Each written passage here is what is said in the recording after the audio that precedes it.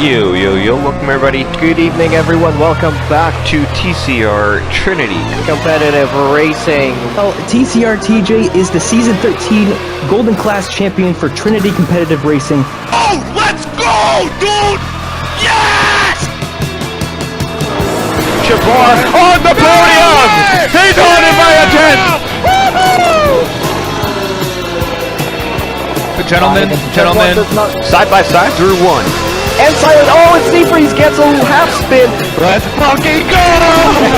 Wheel bumping. DRS enable, let's do it. And Captain Blade battling it out for position. Captain Blade. Ickle, what the? Then McChicken goes around and he also makes rewind down the front straight. Oh my god. I gotta check the heart rate. Why do we do this? Because of nights like this.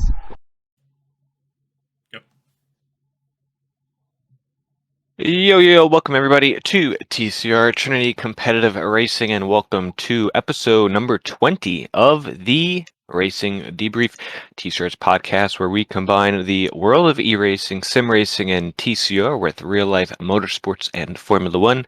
A true racing enthusiast listen. I'm your host, Seafreeze. I'm joined alongside with Camden, Luca, and D'Angelo, as always, and we have a special guest for this one. It is Formula Jonah, silver class driver of the Red Bull, although that could change next season.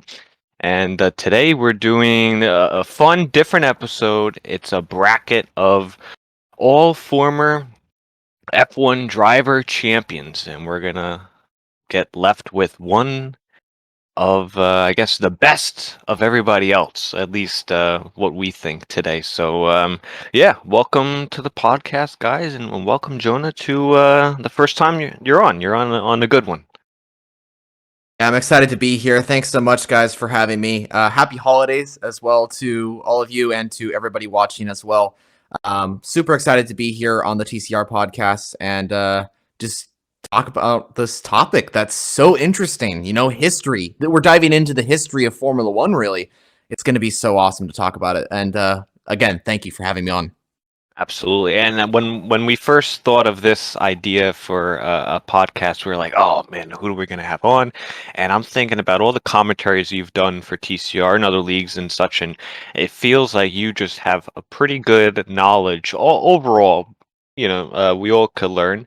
And I'm like, man, we have to have Jonah on for this one because I think you bring a lot, hopefully, to this one. And I just want to preface it by saying that you know, they're gonna be those viewers that are like, oh, you know, Freeze said this guy went over, you know, he got moved on before this guy, even though he's had more. All right, you know, this is you know, just our opinions of it, and obviously we're not we don't know everybody. I mean, I think everyone, we were just starting this up, and we were like, we haven't even heard of everybody on this list.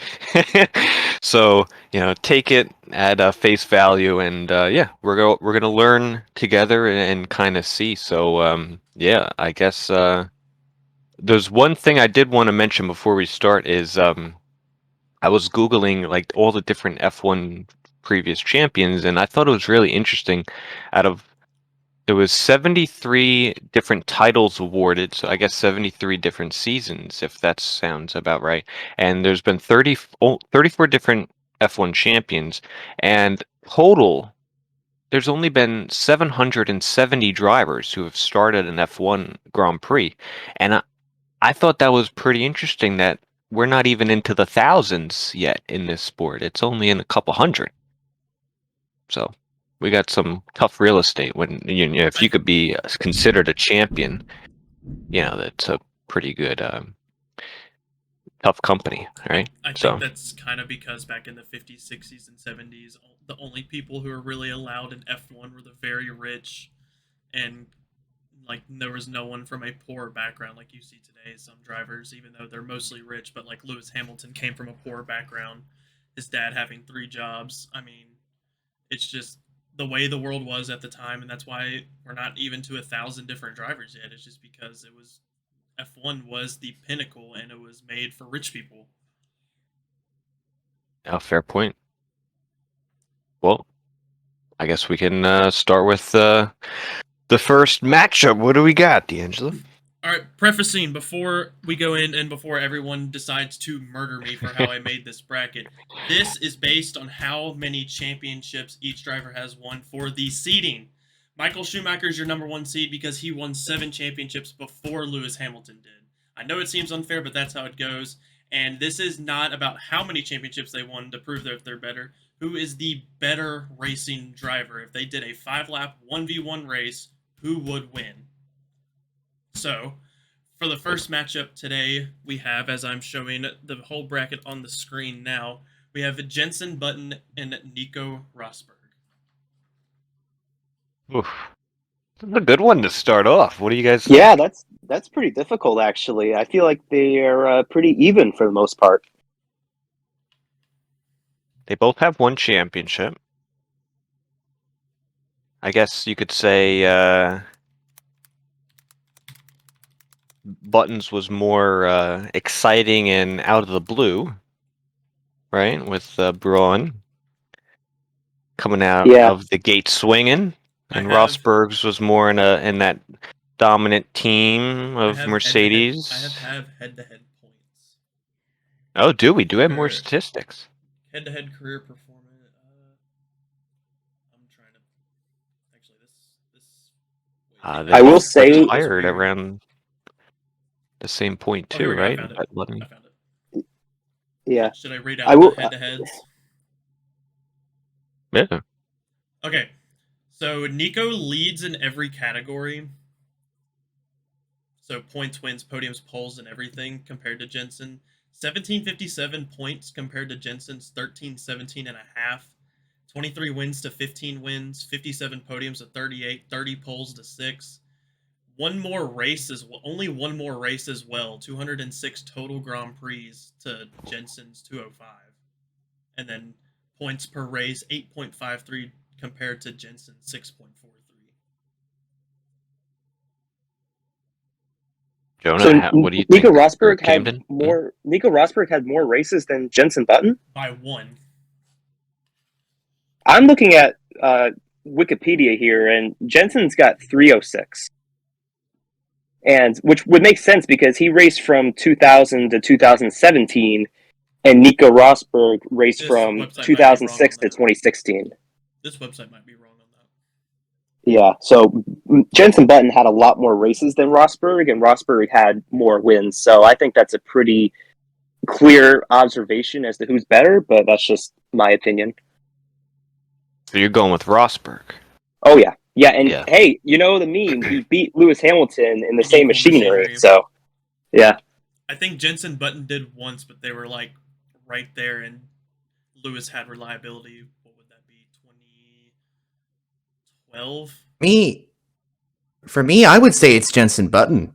However, Nico Rosberg and Jenson Button have had equal, I would say, pars and just stats in general. However, Jenson Button has had some pretty standout performances in his past seasons. I go back to 2006. Hungary started down the order. I think it was 14th or 15th. Finished with a win in a Honda that was nowhere compared to the pace of a Renault or a Ferrari.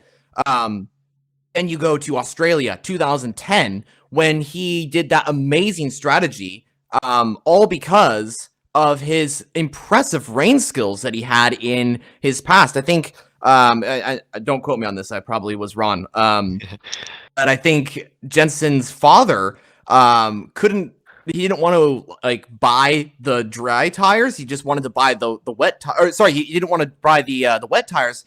He just wanted to get the dry tires, even if it was raining out on track. So Jenson learned to drive in the wet with dry tires.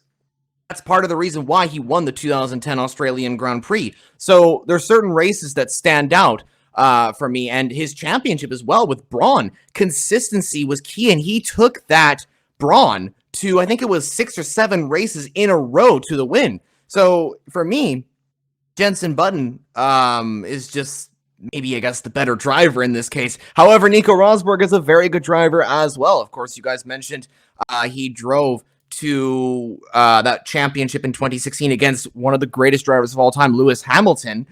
But yeah, I don't know. He was in a car that was the fastest car on track, where Button did have the fastest car with the Brawn, but before with like Honda and then again with McLaren, they weren't the fastest car. So that's my point on that.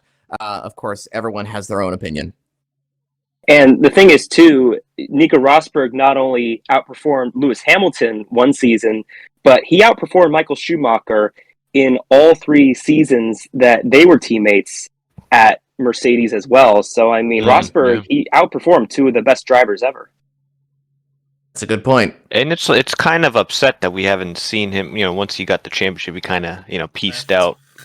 And I think if he would have stayed, he would have gathered many more wins. So obviously a great car, but I think if you're just looking statistically, although Button maybe hasn't had the better equipment, and he has had some really good performances, I think overall, Rosberg, given he was right up against, like you just said, Schumacher and Hamilton, different points of the career, obviously, I would probably have to give it to Rosberg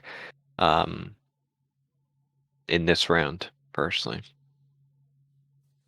Yeah, I would agree. I feel like Nico's challenge to win that championship was a lot harder than Jensen's did, because once Braun got that 1-2 in Australia in 2009, people were like, okay, and then they keep winning races, and no one thought anyone would catch up to Braun that season. So I would also give it to Nico Rosberg, because I feel like his championship was a lot harder considering who he was up against, and the machinery was equal.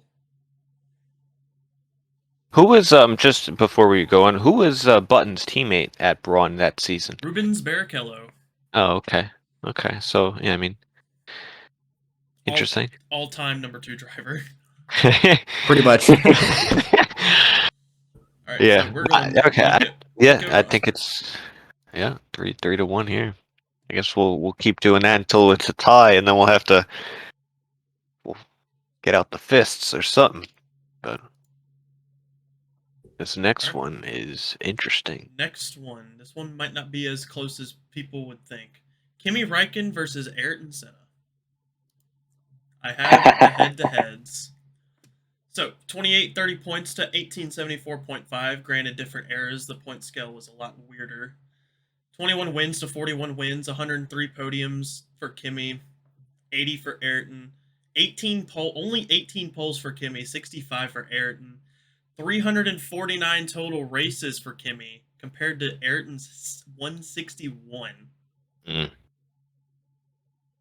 And his career was cut short as well, Senna. Right. A lot of people say, according to the powered by AWS, that he's statistically the quickest driver in F1 history with all the metrics and stuff. And he raced in an era where there wasn't really much statistics and analytics. I wonder if we had the technology back then, how much information we would be getting. But I think the interesting thing with Kimi is, they target Kimi as, he's the most experienced F1 driver ever because he has, the most race starts, right? 19 full seasons, because he took a break in, 08 or no, 09?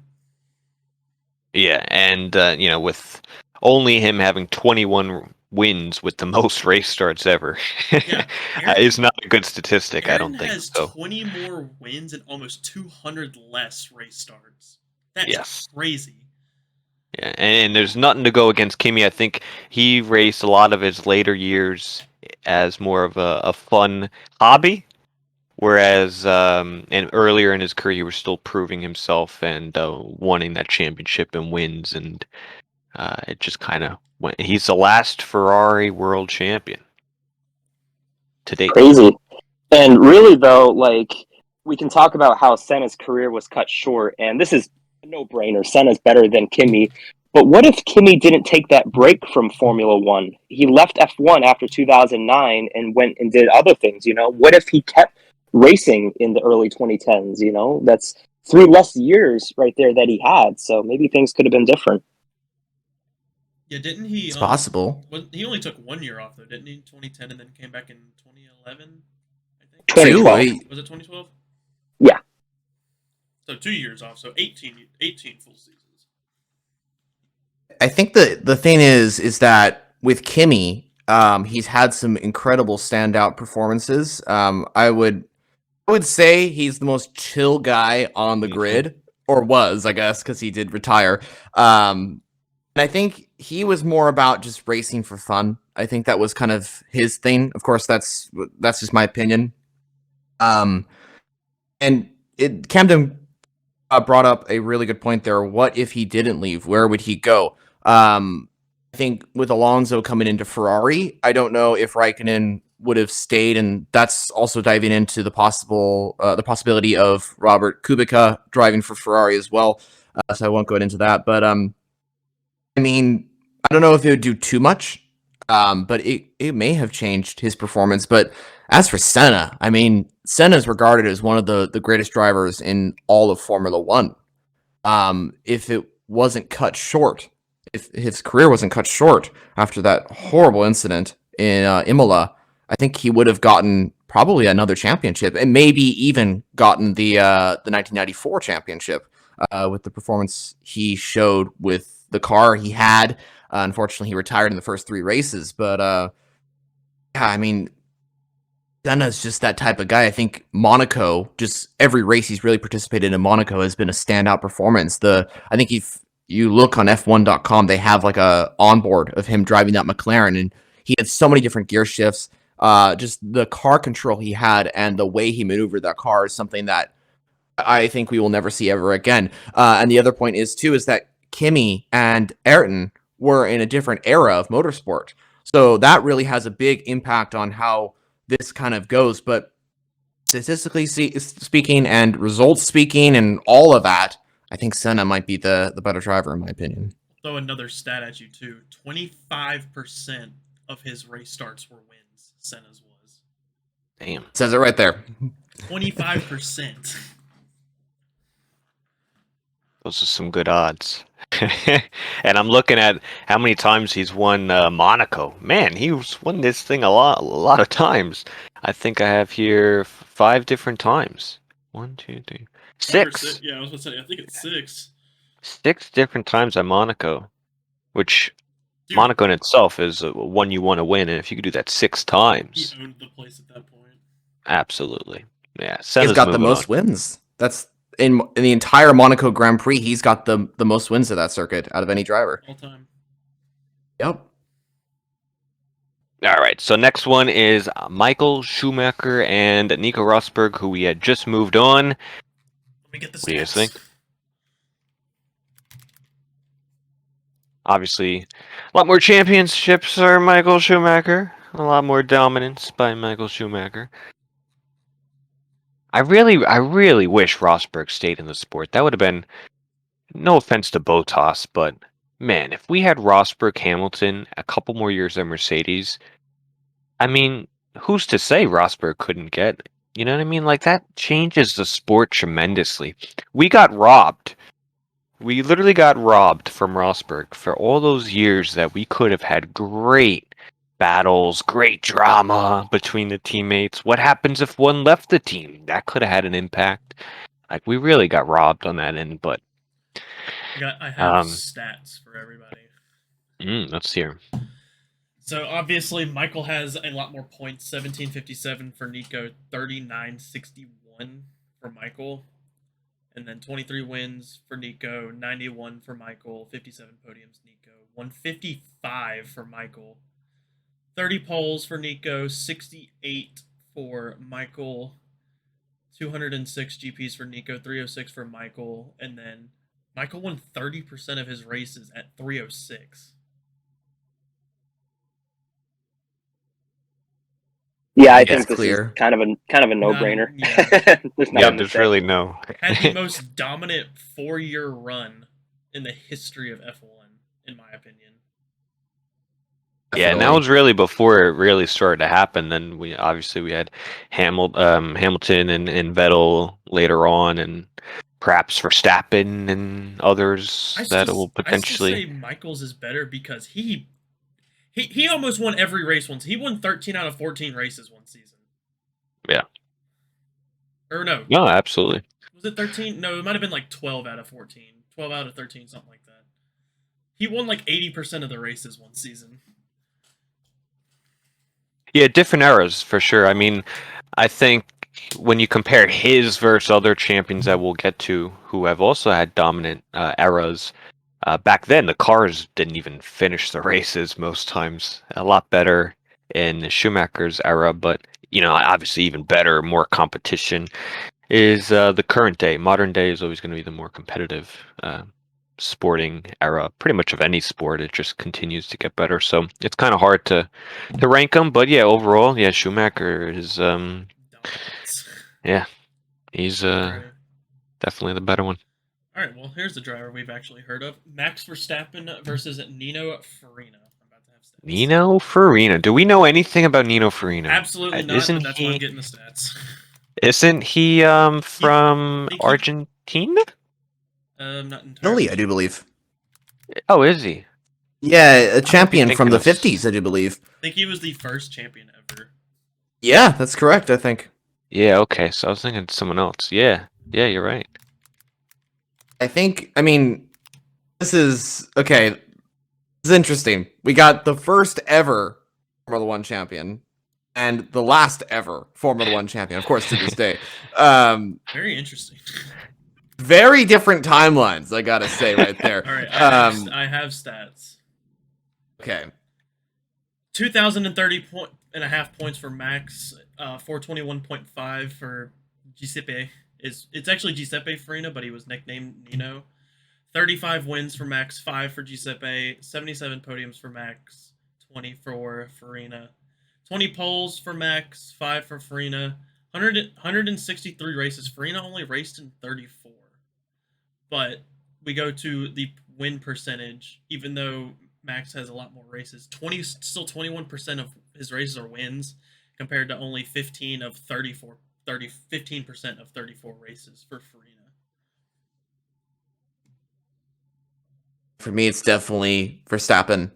Just looking at his pace Stats. throughout the last stats and just his driving style. It's everything we've seen for the past couple of years. Definitely Verstappen on my list. As a Mercedes fan and semi Red Bull hater, I'm going to go Max.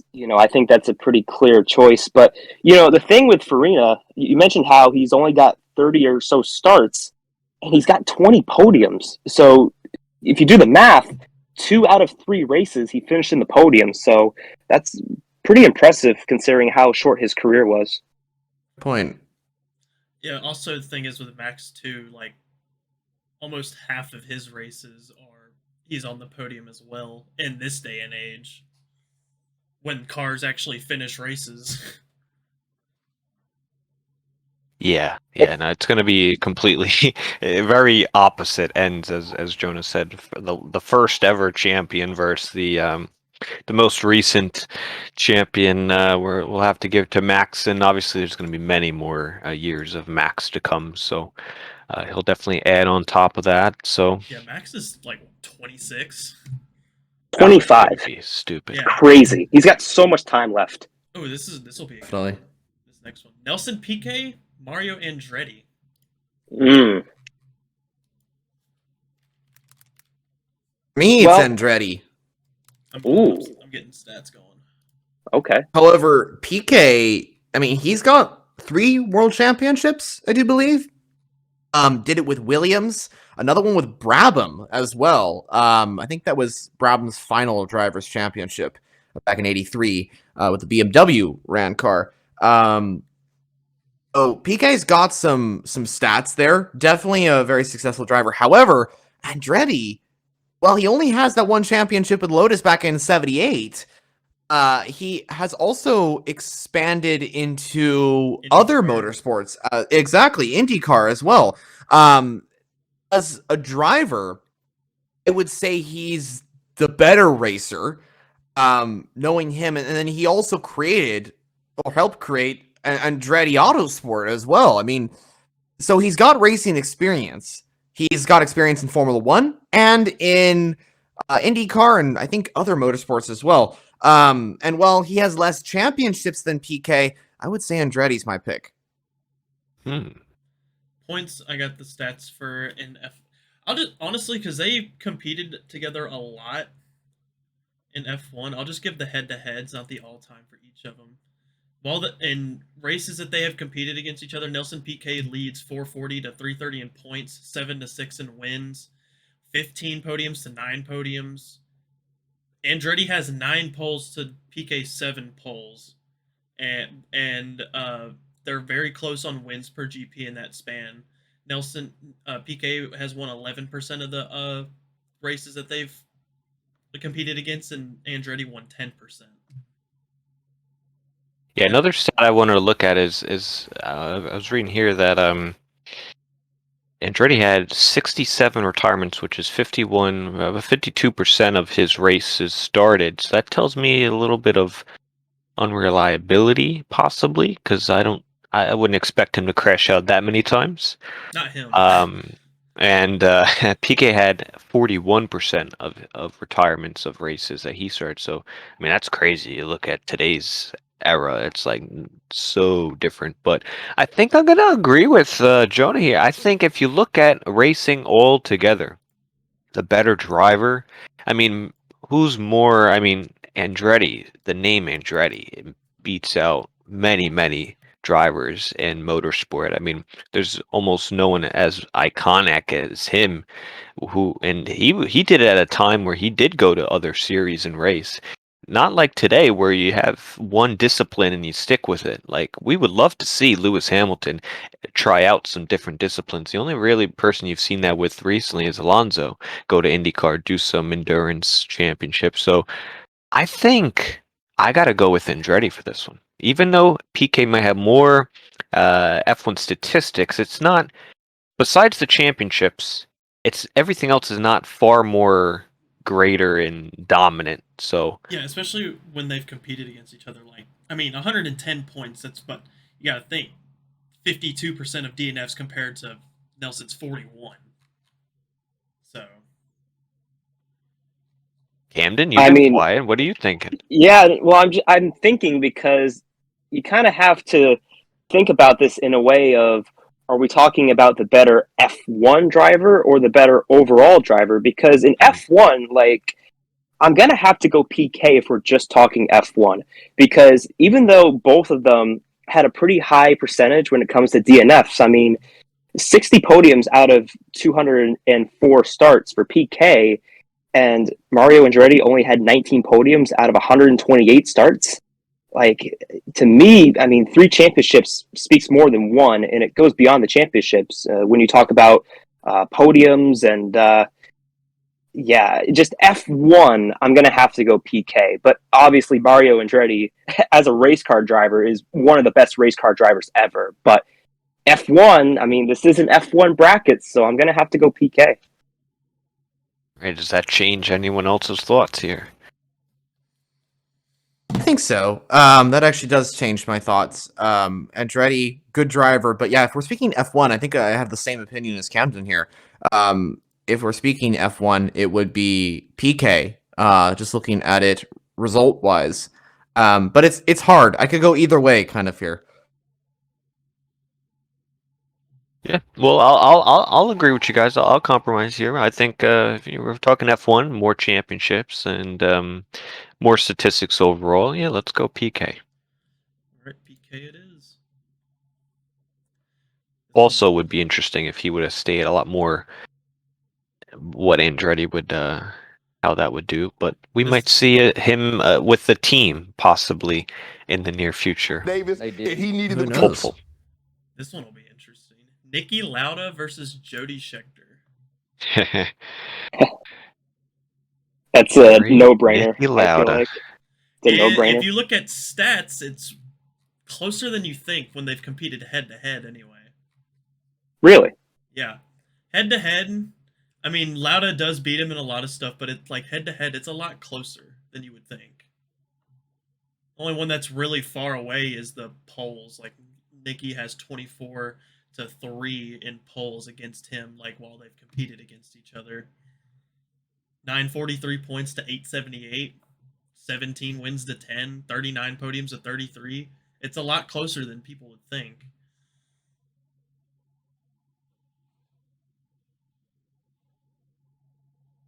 And 1 championship to 2 for Nicky. For Jody, like he won a championship during that time they've competed. But you go to overall, that's when it gets a little. So this is so he's nationality South African. Is he the only South African champion? Probably. Yes, do believe so. Jody Scheckter all time also has more points per Grand Prix than Nicky Lauda does.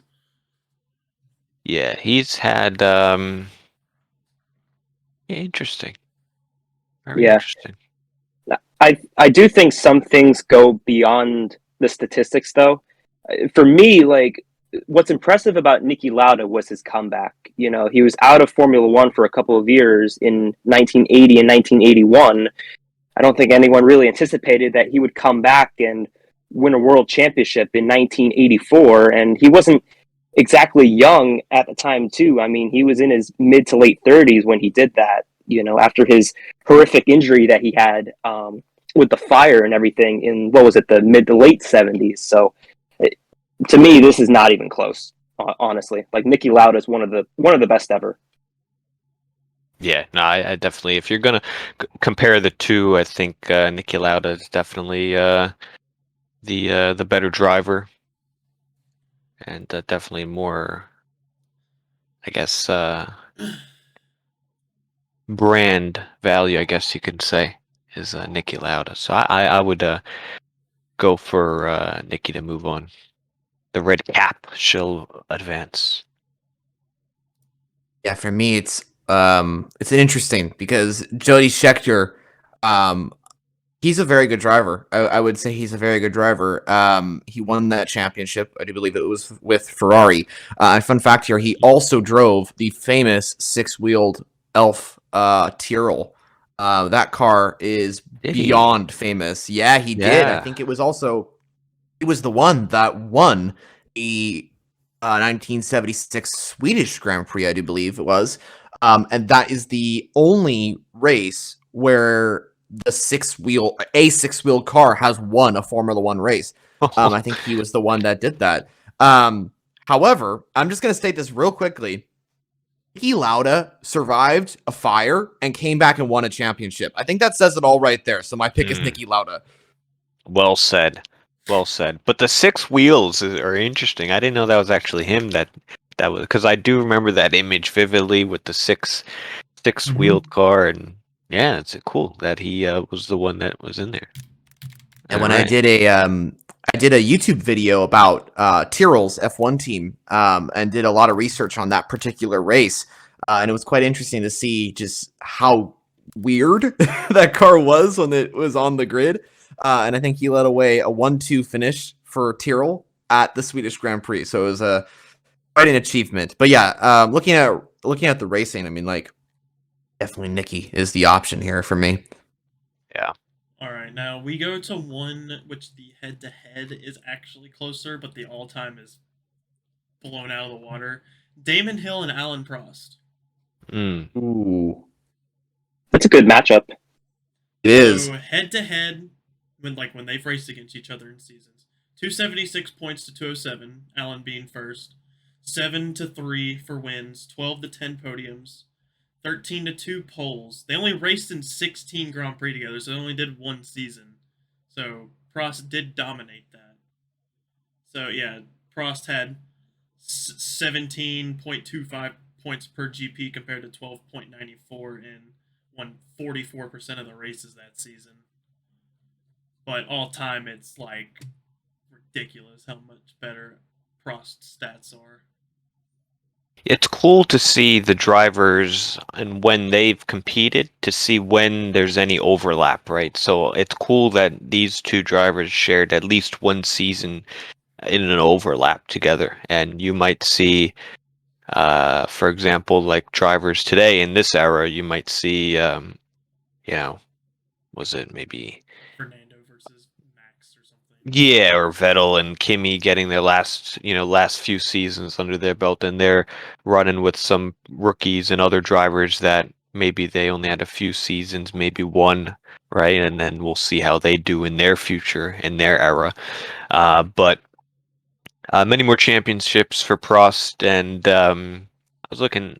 He has a 52.5% of every races he starts. He's on the podium, man. I have 53 I mean, on this one.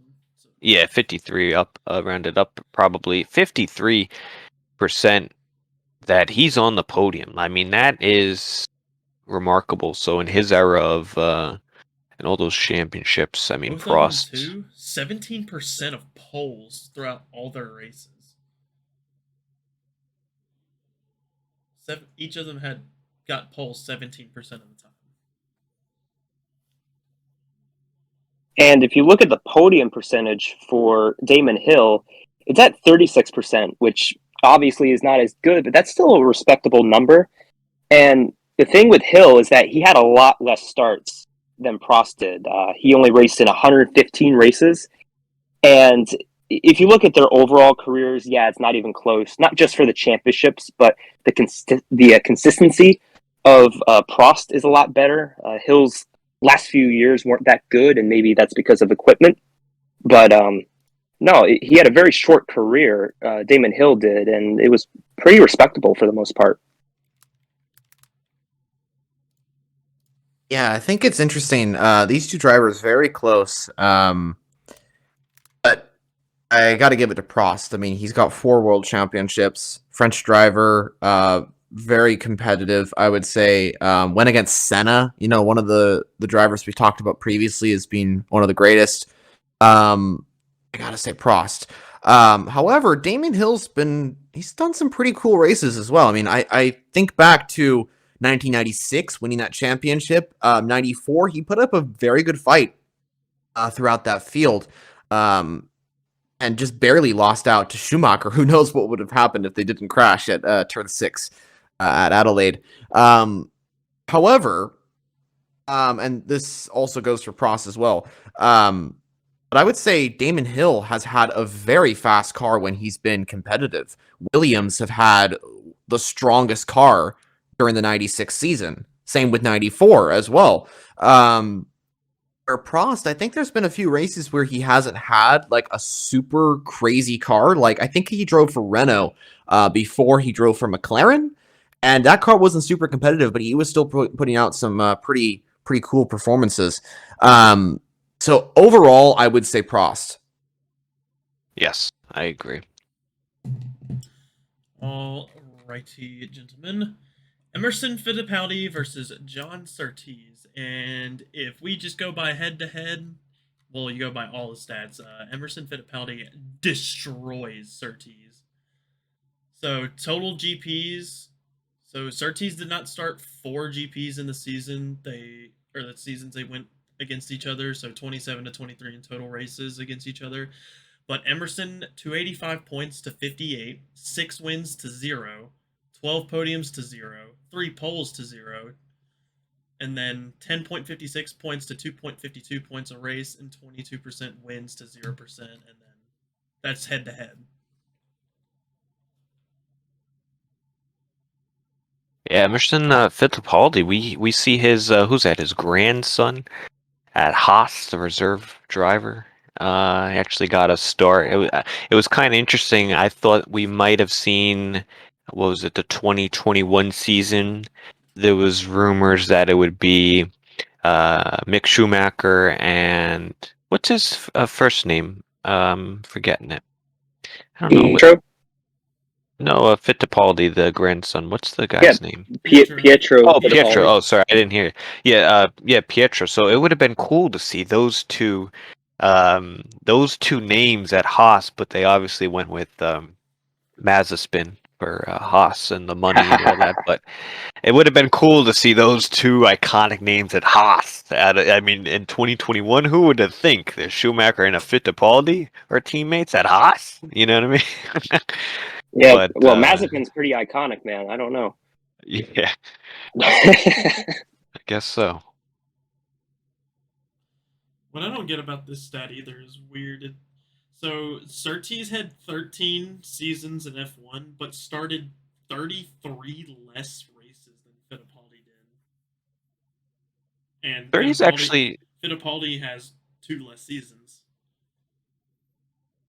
yeah, he died just recent. Well, I mean, 2017. That's 17, yeah. pretty kind of recently, I would say. He 5 raced years. back in when did he win his championship? I want to say Let's 66? see. 67? 1964. Fittipaldi has 2 championships. In 64. Is that his first one? And what team was he at? Ferrari, I do believe. Was it? Yeah. When did Fittipaldi win his second? 1974. All right, so a Okay. little bit later. You know, I will say with Surtees, well, I want to clarify. I'm going with Fittipaldi, but if we go back to the argument from before of Piquet versus Andretti, who's the better F1 driver versus the better overall driver, Surtees had one hell of a motorcycle racing career. He had Oh, yeah, he was that 38 guy. wins, He was that guy. 45 podiums. I mean, he was unbelievable in motorcycle racing. So, as an overall driver, it's actually pretty close between the two if you look at just everything that Surtees has done besides Formula One. I'm sorry, but I'm going back to the argument where you just can't compare 2 wheels to 4-wheel racing. Like, it's just impossible. Well, we just compared 6, so I don't know what you want. Yeah, Camden just mentioned a good point there. His motorsport career outside of F1 has been quite interesting as well. Alongside motorcycles, I do believe he raced in the 24 Hours of Le Mans back in, I was going to say 1965, but I do believe he got in a disagreement with the Ferrari team principal, and he was ruled out of a drive in 65. But beforehand, he looked to take the fight for the actual win with Ferrari, and may have helped them to achieve their Ferrari victory. So it's quite interesting to see how that turned out. But overall, I think it has to be Emerson Fittipaldi. I mean, he's got so many just results, I would say, compared to Surtees. If I'm like looking at it statistically, I think he has more, right? Yeah, and I'm looking also here that he actually, I know we're just talking about F1, but you got to factor a few other things in just to mention them as we're going through these drivers.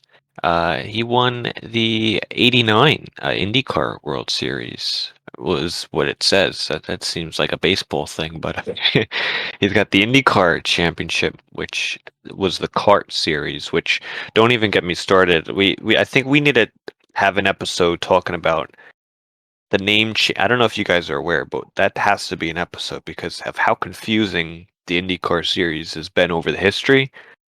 Would that be good? Are you familiar at all? Because Definitely. it took a minute. I still don't understand it all.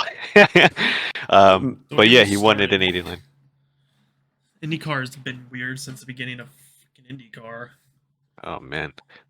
But yeah, Emerson Fittipaldi. I hope we see his grandson at some capacity soon. Be cool. Alrighty, Graham Hill and Denny Holm. I thought it said Denny I've Holm. never heard of Denny Hulme. Never have. That's why I'm getting stats. Never heard of him at all. Old Damon though. So Denny Hulme, 1967 champion for Brabham F1 team, won just after Jack Brabham himself.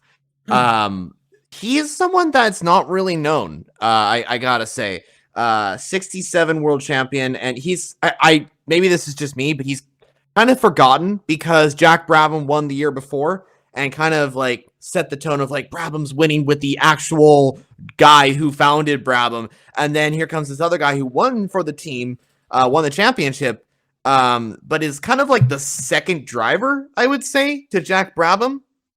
I don't know too much about him, but I would say that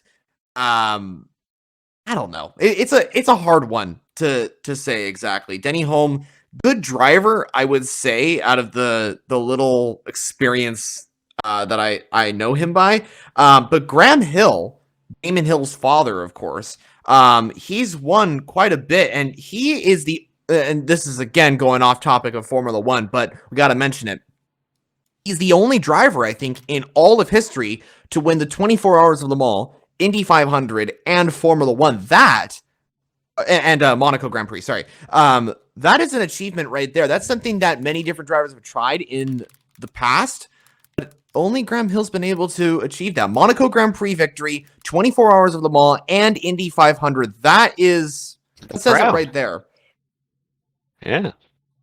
Yeah, I was looking here. It says he was nicknamed Denny Hulme. It was nicknamed the Bear. It was referenced to both his rugged features and a gruff nature that would erupt him. That he was provoked. So he was off the F1 website. It said that he was a sensitive man, unable to express his feelings except in a racing car. And it says he died by a heart attack while driving a BMW around Bathurst in Australia. It was that crazy Mount Panorama circuit, which is interesting. At least he died while what he was. I mean, going through that circuit, I guess you could have a heart attack. But I think Graham Hill, as you said, the Triple Crown. He would be my vote to move on. Well, that's where I am actually going to disagree. I'm actually going to take Denny Hulme in this one, and hear me out, okay? So, their stats, pretty close.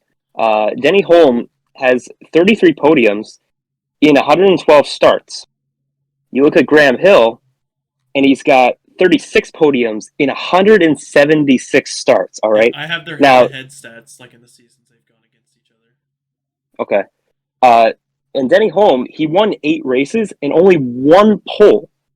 1-8. That's a pretty good ratio. And he had 9 fastest laps as well. So, I mean, this dude got it done in the race. And, I mean, his career, like, he had a pretty solid career. Most seasons, he finished in the top 5 in points. Denny Hulme did. So, I think he just had a more, considering how few starts he had compared to Graham Hill, their stats are pretty close. Besides the championships, it's pretty even, I think. Yeah, the stats for the head-to-head for Denny Hulme, Denny dominates Graham Hill. So he had 2 less starts in seasons he competed against Graham. 947 points to 606 for Graham. 8 to 6 wins. 33 podiums to 19 podiums. 1 to 9 poles. Yeah, okay. 8.46 points a Grand Prix. 7% of Denny's Grand Prix were wins. 29% of his Grand Prix were podiums, compared to only 17% for Graham during that time, and then 8 to 5 fastest laps. I'm gonna have to go with Denny Hulme. Really? Head to head, he dominated Graham Hill. And they did race. How many races did they go together? They was right in the 112. same. Yeah, so they had a decent size, huh? Jonah, what do you think?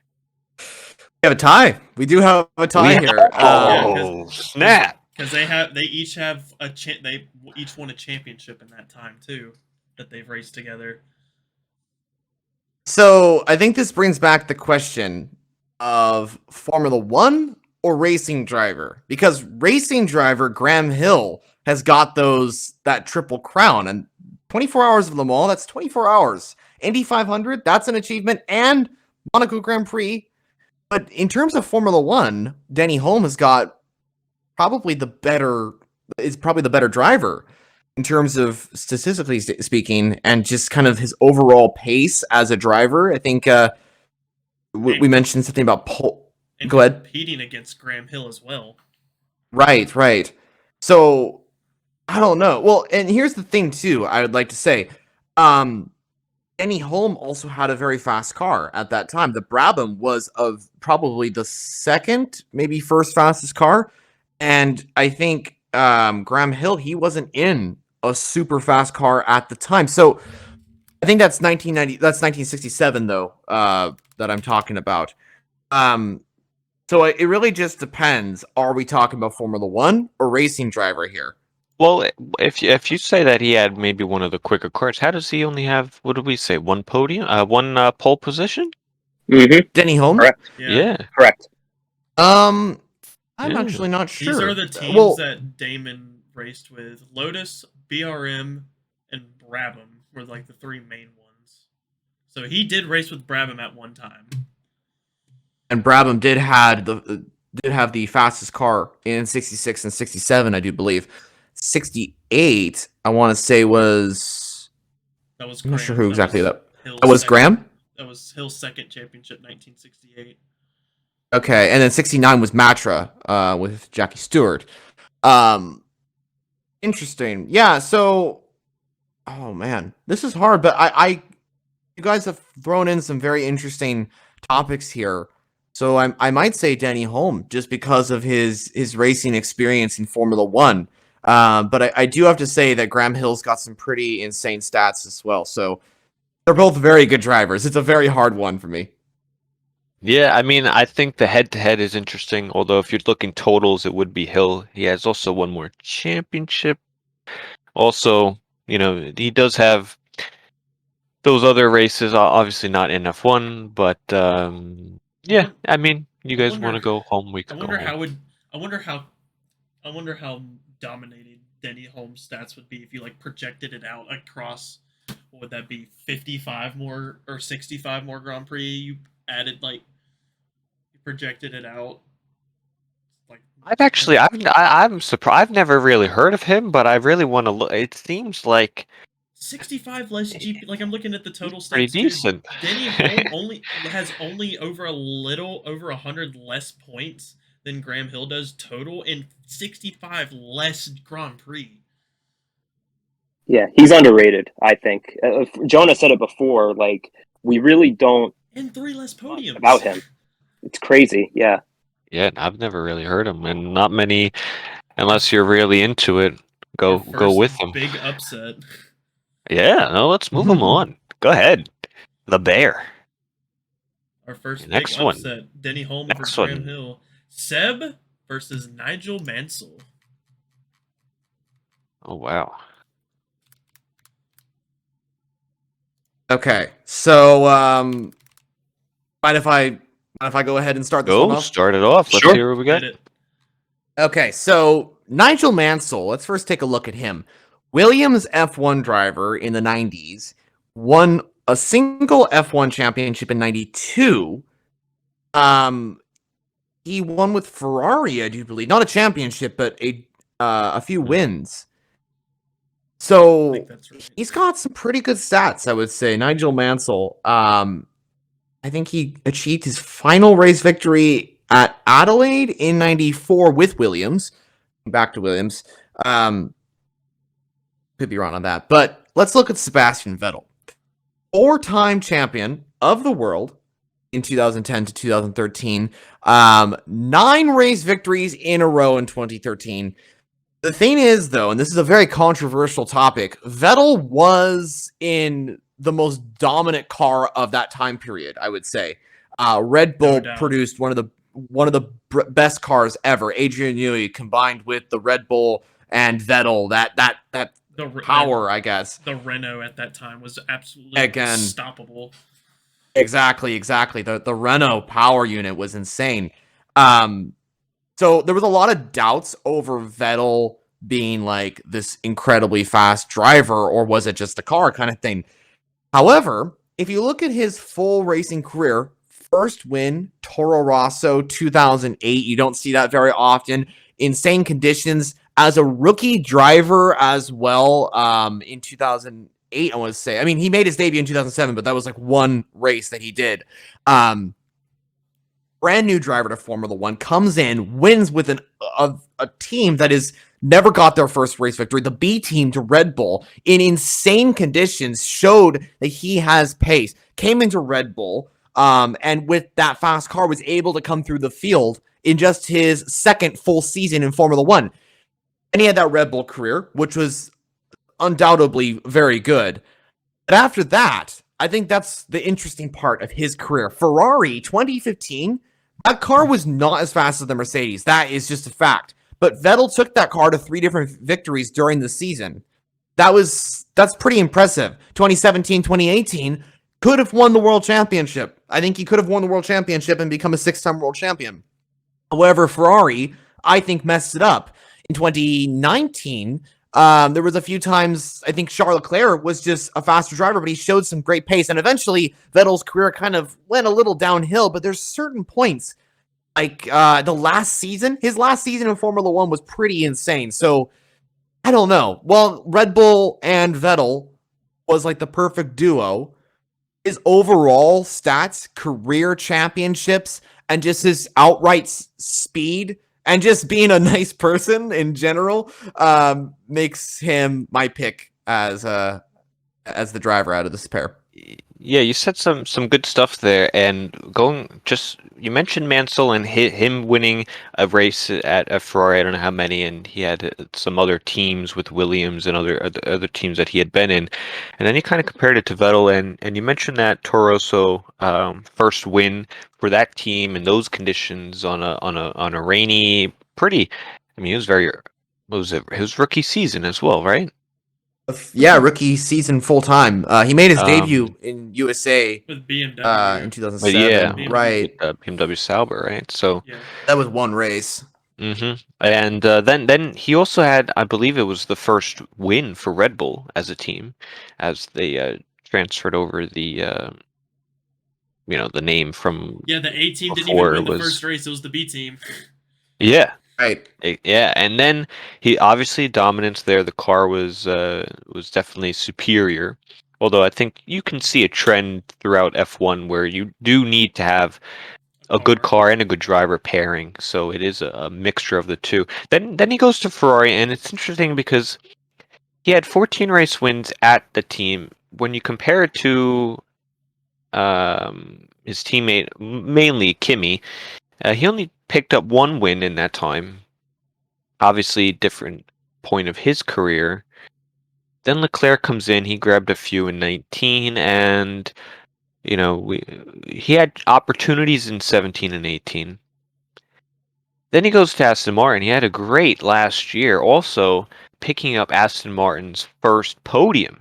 So I think if you're looking at Vettel going to all these different teams, obviously apart from Ferrari, who's been very known, a big brand, didn't really work out. If you look at the other 3 teams, he's gotten the first wins for 2 of the teams and the first podium for another. So I'm going to have to say Vettel, obviously a more competitive era as well, you can argue. So I think I'd have to move Vettel on. And if you're looking overall with statistics compared, I think everything does support Vettel against Mansell. You know what's interesting between these two is that they really had different careers, because we just talked about how Vettel really, as soon as he got into Formula One, he started to dominate. Well, Mansell, it took him 12 seasons before he won his first championship, and really, he went out on top. He had a few starts in 1994 and 1995, but really, after he won that championship, he kind of called it quits at that point. So, but that right, but that was his only championship, Mansell's, and Vettel had 4 in a row. And I think D'Angelo, you were saying before as to how Schumacher had the 4 greatest years in Formula One, like that stretch that he had. If you want to look at individual seasons, I mean, I know Max just broke the record for most wins in a season, but I mean, in 2013, Sebastian Vettel won 9 races in a row to cap off the season and win a championship. I mean, you could argue that was the greatest individual season in Formula One by a single driver. So interesting careers as to how different they are, but Vettel, I think, blows him out of the water in every category. Alrighty, Seb. Moving on, buddy. This one's gonna be good. Oh, this could be a whole Ooh. episode on its own. Hamilton and Senna. Yeah, Lewis Hamilton versus Ayrton Senna. Oh, this will be fun. Oh wow. I know. Well, one let's say some stuff about Hamilton. We talked a lot about Senna, obviously, in that first round. So obviously Hamilton winning has that 7 world championships. Some could argue 8 with 21 season. A lot of dominance with his career. Some could say luck. Some could say, he's been fortunate to have a good team under him, which obviously is true. But there's so many. Obviously, he's got the most race wins.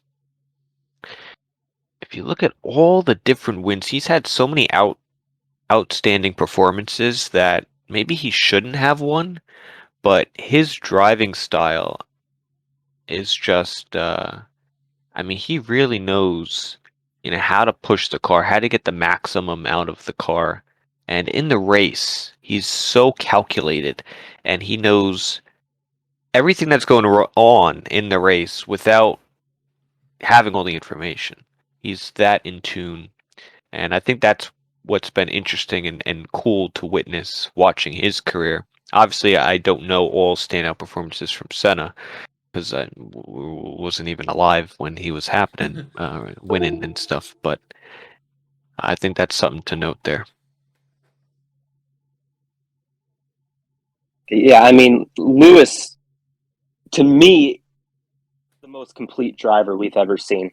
It's one thing to have a great car, and you can make that argument all day as to, Lewis Hamilton has been really fortunate with Mercedes, but it just seems like everyone just ignores the fact that when he was with McLaren, he came 1 point away from winning the world championship in his rookie season against a Ferrari team that was still pretty damn good.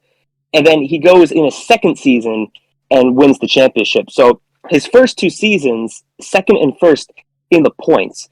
And if you talk about leading up to that point, he won everything in the lower divisions as well. His equipment in the early 2010s with McLaren was not that great. Everyone says, Lewis has always had a great car, but during that time with McLaren, he didn't, and he was still able to win a race in every season, not just with McLaren, but up until this season, he won a race in every single season, So you can have a great car, but you got to be a great driver too, Just because you have a great car doesn't mean he's just out there, with auto drive on. Like, he drives the car, and there's a reason why he's won those championships. Yeah, this is an interesting topic. Probably one of the hardest decisions to make, because they're both greatest drivers. They're both incredible. They're both, I guess, GOATs, I guess you could say. But looking at it all, it's hard because we can't really judge this off of stats, because Senna's career was cut short. And so there's no telling what could have happened. They were also in very different eras of motorsport. Senna was in a time where the shifting was very different. The car's handling was very different. The tires were very different.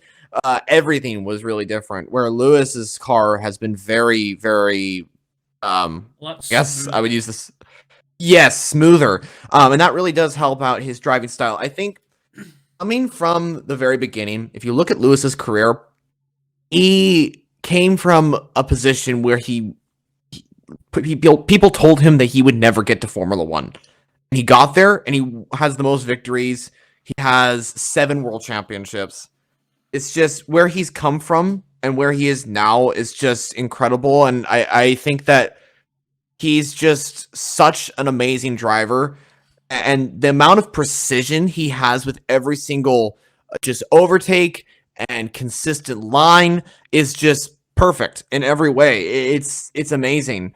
And I started watching Formula One in 2017.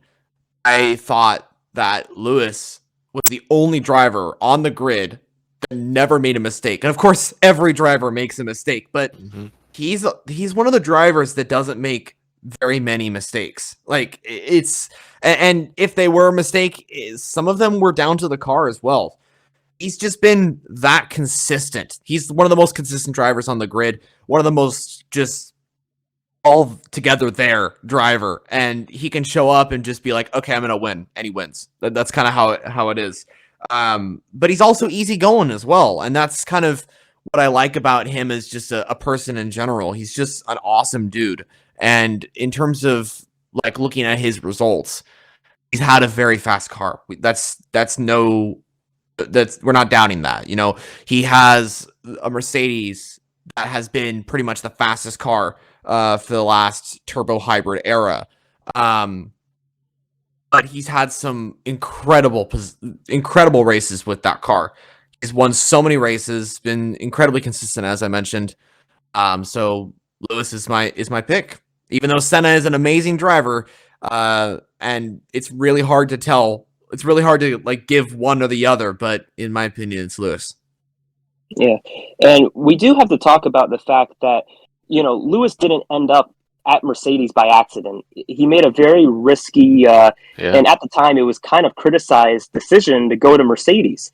And in 2013, his first season there, it wasn't all sunshine and rainbows. You know, he only won one race that season.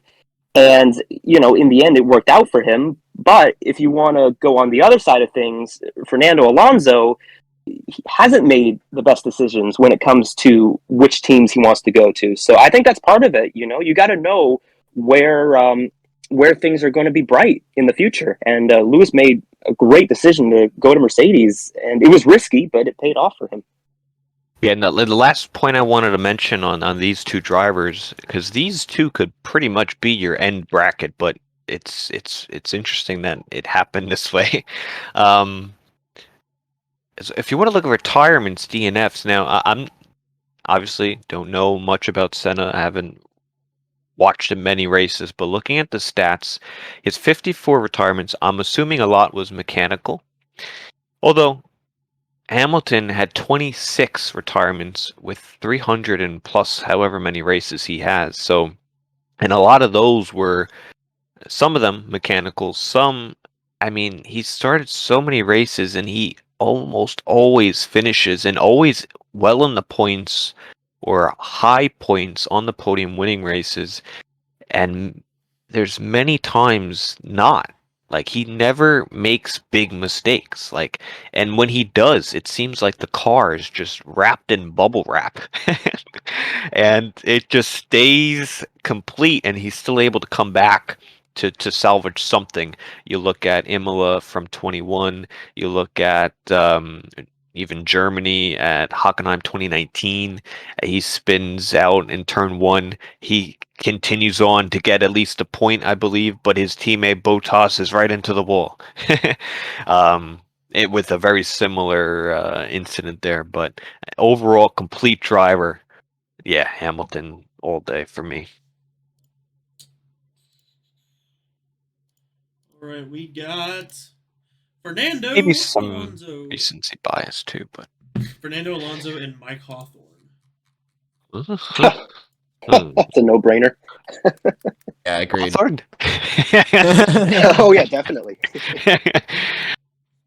I I've seen actually, this man's stats before, so interesting. I haven't. Leah, you could read some out. Dude only raced in 45 GPs, but 18 podiums in 45 races, not terrible. 3 wins, 18 podiums. 7% of his races have been wins. He's only racing 45 GPs, but 10.01 points a race. He has a higher percent as far as podium rate than Alonso. Obviously, a lot of those McLaren days didn't help him. Yeah. And also only raced in 7 seasons. 7 seasons, all right. Yeah, I think if you're looking at the two, I mean, some still regard Alonso as the best driver ever. And he's been very poor on luck as far as what team he's gone to. Obviously, he's pretty much raced for the entire grid. If he's raced for the entire grid at different points in time, he could have many, many championships. It just seems that a lot of that is just bad timing and bad decision making. Doesn't have to do anything with the driving standard, but it does put him in those poor situations. But there's so many times from Alonso's point where he just ups the car to what it's capable of. And absolutely out driving the shittiest car that should not have been close to a championship in 2012. yeah, Exactly. and he's had so many close championships when with Vettel, and couple points he lost it out on, and if things would have went a different way at Ferrari for him, he could have had a few more championships and more wins. And I'm definitely going Alonso here. Nice knowing Hawthorn, but yeah, you can't deny Fernando Alonso. I'm just gonna say something. It's like Fernando finished second in that championship in 2012. Had no business being there because Felipe Massa, his teammate, was in 7th in the standings in a Ferrari. That car was horse garbage. Sorry, Ferrari rant over. Yeah. All right. Well, next one: Alberto Ascari and James Hunt. This is a good one. This is a really good one. I like Ascari just because it's cool that way back in that day, you know, you see him with the picture of the goggles. You know, when they race with that helmet. It's just such a different day back then. I have one stat to They give it to named Ascari. the Monza, the Monza that sequence after him. So you know, he's just been very James Hunt, sorry to cut you, but No, you're good. Go ahead. James Hunt has 60 more races. Alberto Ascari has 3 more wins, the same amount of poles, and only 6 less podiums. 41% win rate, 53% podium rate, 44% pole rate for Ascari. And only 198 less points and 60 less races. This is a very interesting one. For me, honestly, I don't know too much about these two drivers. I kind of just know what they have achieved. Sort of. And Ascari has Hunt, 2 championships. Right, and that kind of says it right there. Ascari, and this goes back to multiple topics we've had on this podcast. There is 2 different eras here that we're talking about. Ascari was in the 50s, where Hunt was in the 70s. Now, those are different machines. Those are definitely different machines. Hunt had that battle with Lauda. That was kind of the main topic, I think, of that. And I think Hunt's a very good driver. I'm not too sure if he's better than Ascari. I would say Ascari is the driver here for me. I would pick Ascari. Even though he was driving in the 50s, that doesn't say that he's like a bad driver or anything like that. He drove a car that was probably really hard to handle. And not safe at all. Like if you not safe at all. You go back to those early days, you're like, oh, you know, it's not as quick, but it's not as safe. Like his whole neck is sticking out. You know what I mean? Like that takes some bravery and skill to do what he did. And he didn't have many race starts either. Very shorter career than James Hunt. But I would probably go with Ascari just because he's one of the people who kind of paved the way very early in those days and kind of made that like Ferrari and Italian fame. Yeah, kind of come to what it is today. So I'm going to go with Ascari on this one. Although Hunt definitely maybe more competition, as you said, with Lauda and in those 70s. So just not as many wins as I would have wanted to put him ahead. He had less wins with, I think, 60 or so more race starts. Exactly 60 more race starts. Yeah, so you're going to start 60 more times, but have 3 less wins. So I don't know. I go Ascari. I agree. I think it's a pretty clear choice here, and Ascari really is one of those people that is one of the biggest what ifs. You know, he had such a short career and had such a tragic ending. You know, he was killed in 1955.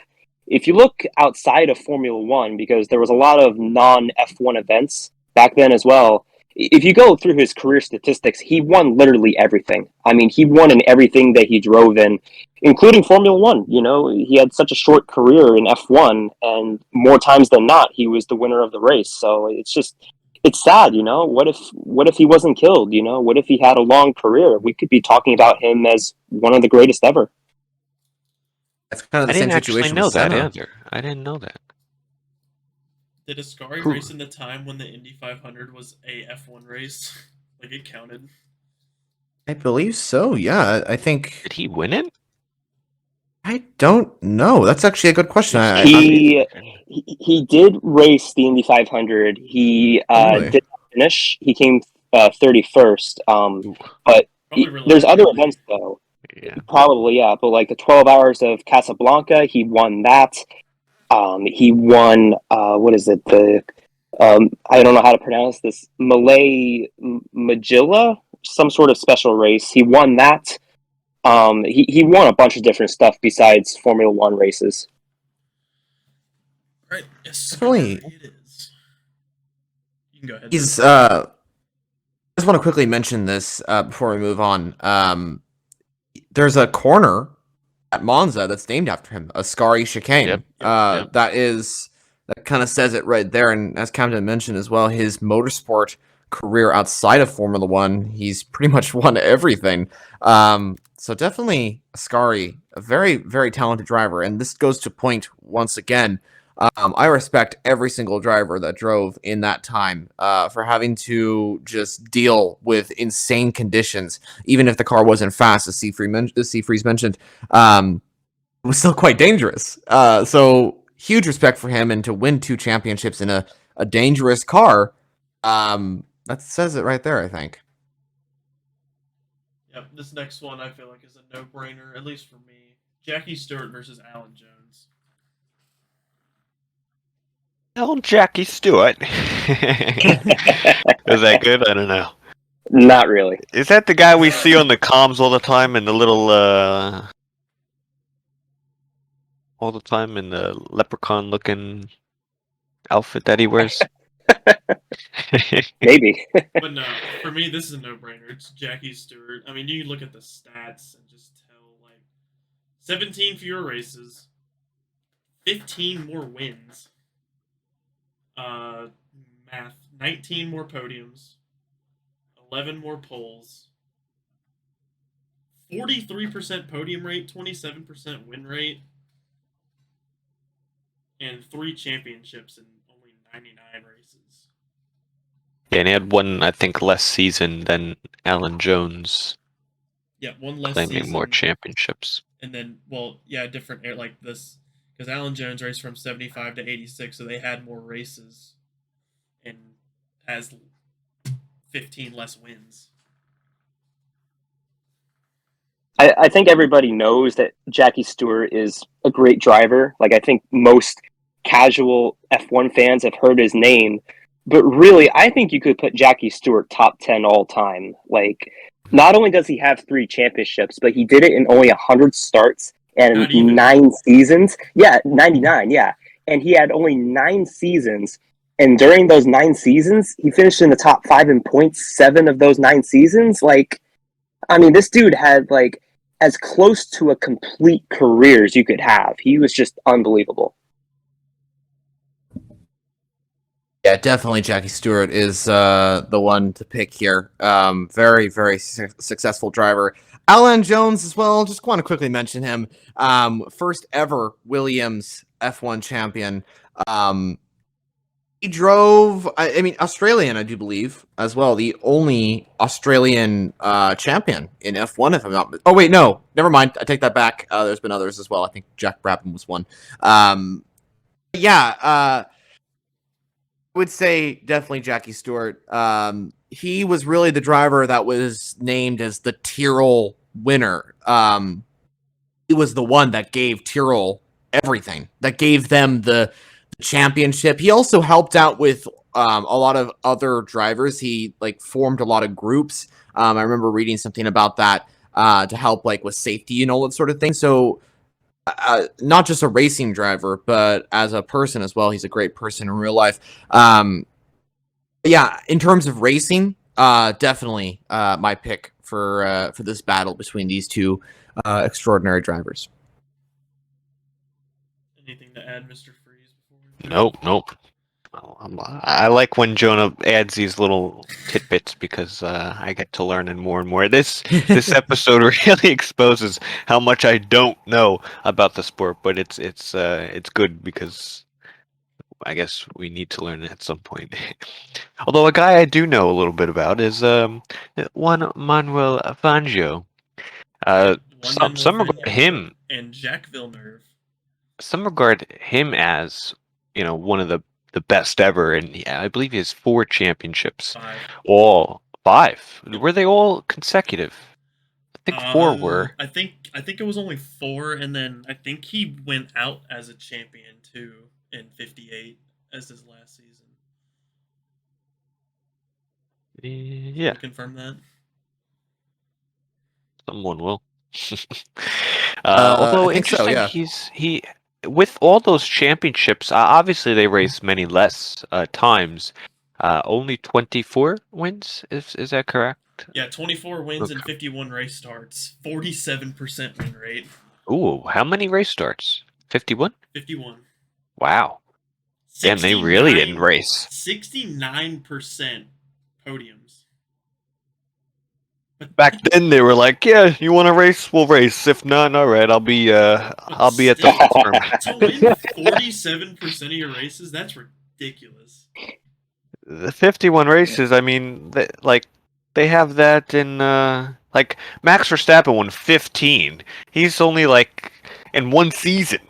Like that's crazy. Like how many races they didn't have back then. They were in the single digits. They didn't really back in the 50s. They didn't really go to a lot of like other continents. Like they went to like South America and I think Europe, and that was like Europe. it. Yeah, they had no other markets. It was European base, and Argentina. a little bit in Argentina. What about the Brazil. Indy 500? Isn't that not part of the calendar? That was like 2. I think that was maybe 2 seasons they did that because then. Okay. The F1 guys were like, "This is stupid," because they ran IndyCar rules for an F1 race that counted for F1 points. Oh, I did not know that. That's interesting.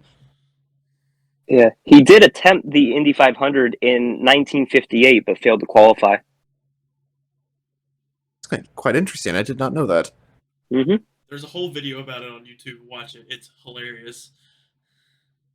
Definitely go check it out. Yeah. Yeah, definitely Fangio is my pick. 5-time champion of the world, had the record for the most championships. I think till Michael Schumacher. That's a pretty big role to upheld. Do you want to mention? One thing I want to mention on Villeneuve here is I think this kind of says it all, right? Hear me out. We literally, I think it was, I don't know if it was this year, I think it was last year, we actually saw him start the Daytona 500 in NASCAR. And I believe he's a winner in the 500, I believe, right? Which one? Indy 500 or Daytona? Daytona. No. No? No. One Indy. No, Indy okay, 500. so Indy 500. Okay, so he just that was someone else, another performer winner. But that won back in then I think it was I forgot his name. He was I got them mixed up. But didn't he did race in the 500 and yeah, he did race in NASCAR. NASCAR didn't even really mention. They were like, "Oh, by the way, we have a Formula 1 world champion on the grid." Okay, green flag. That's all you need to know. If they're brushing him off, I mean, obviously he's a lot older now, and then but that was to brush him off like that. He did race in the 500 this year. He finished 22nd. Yeah, not bad. But, I mean, not but bad.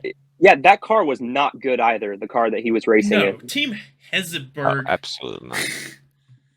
Yeah, and then in 2008 when he tried to race in the 500, he didn't even qualify. Yeah. Jack's career is kind of weird.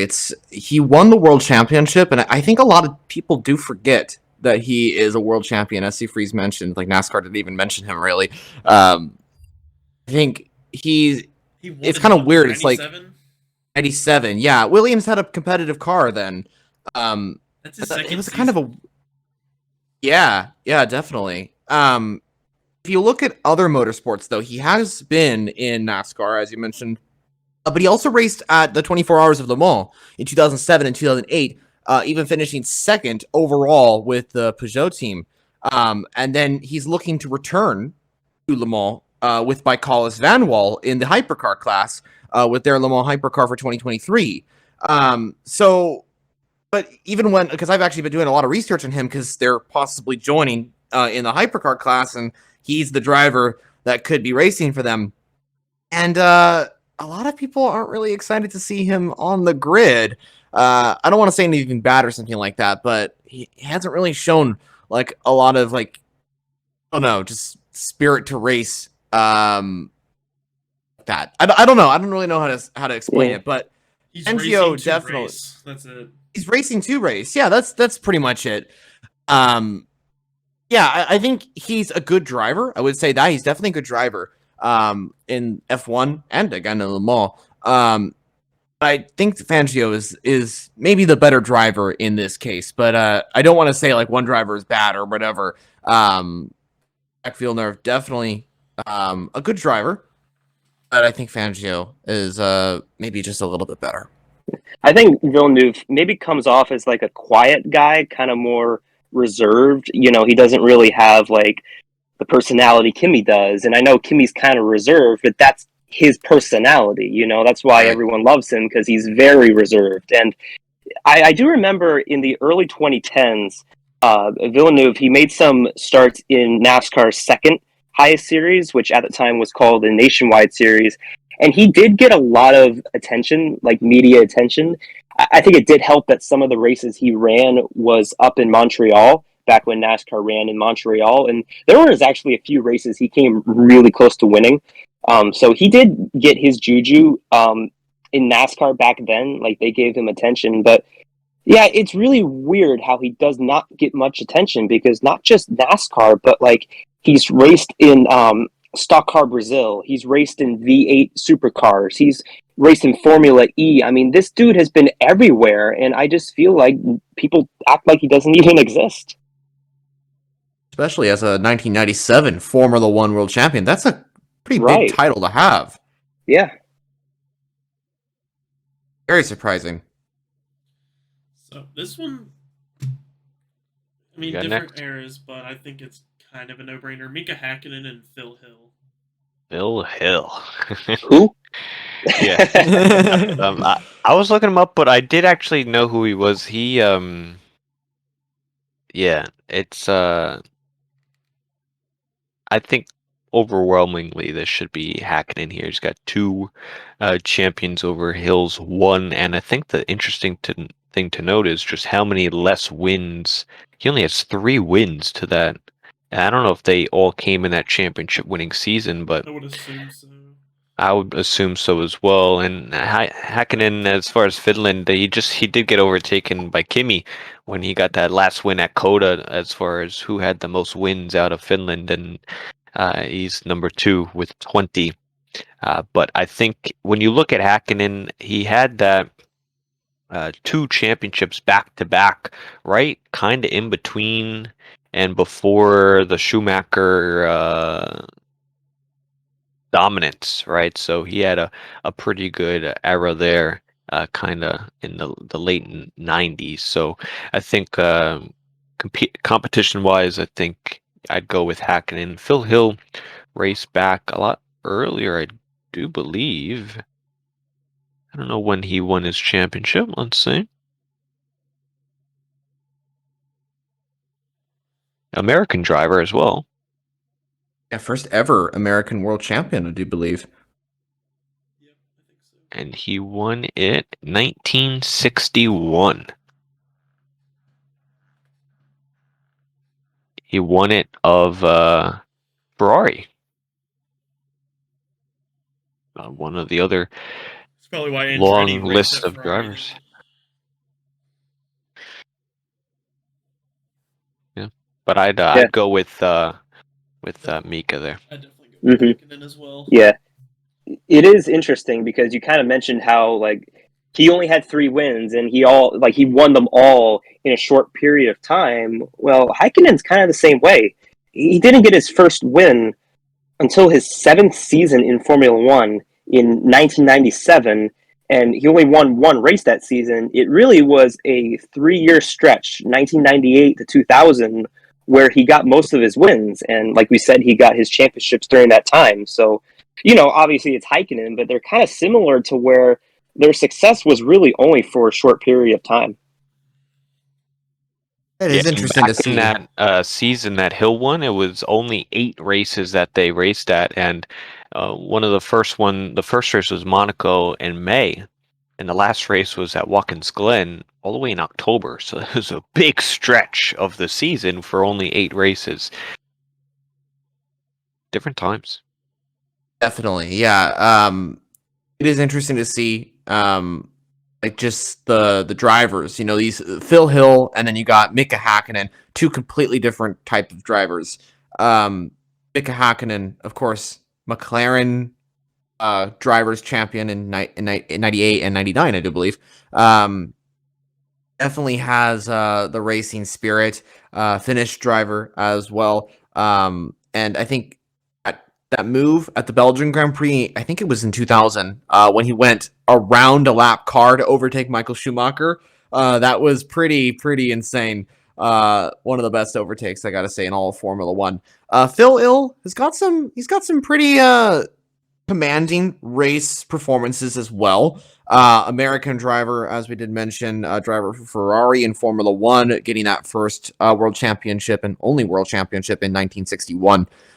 So Hill definitely has got some speed as well as being a world champion. And I just want to quickly mention this as well. He's also a 3-time winner of the 24 Hours of Le Mans. So that says it all as well. He's definitely got some experience in racing.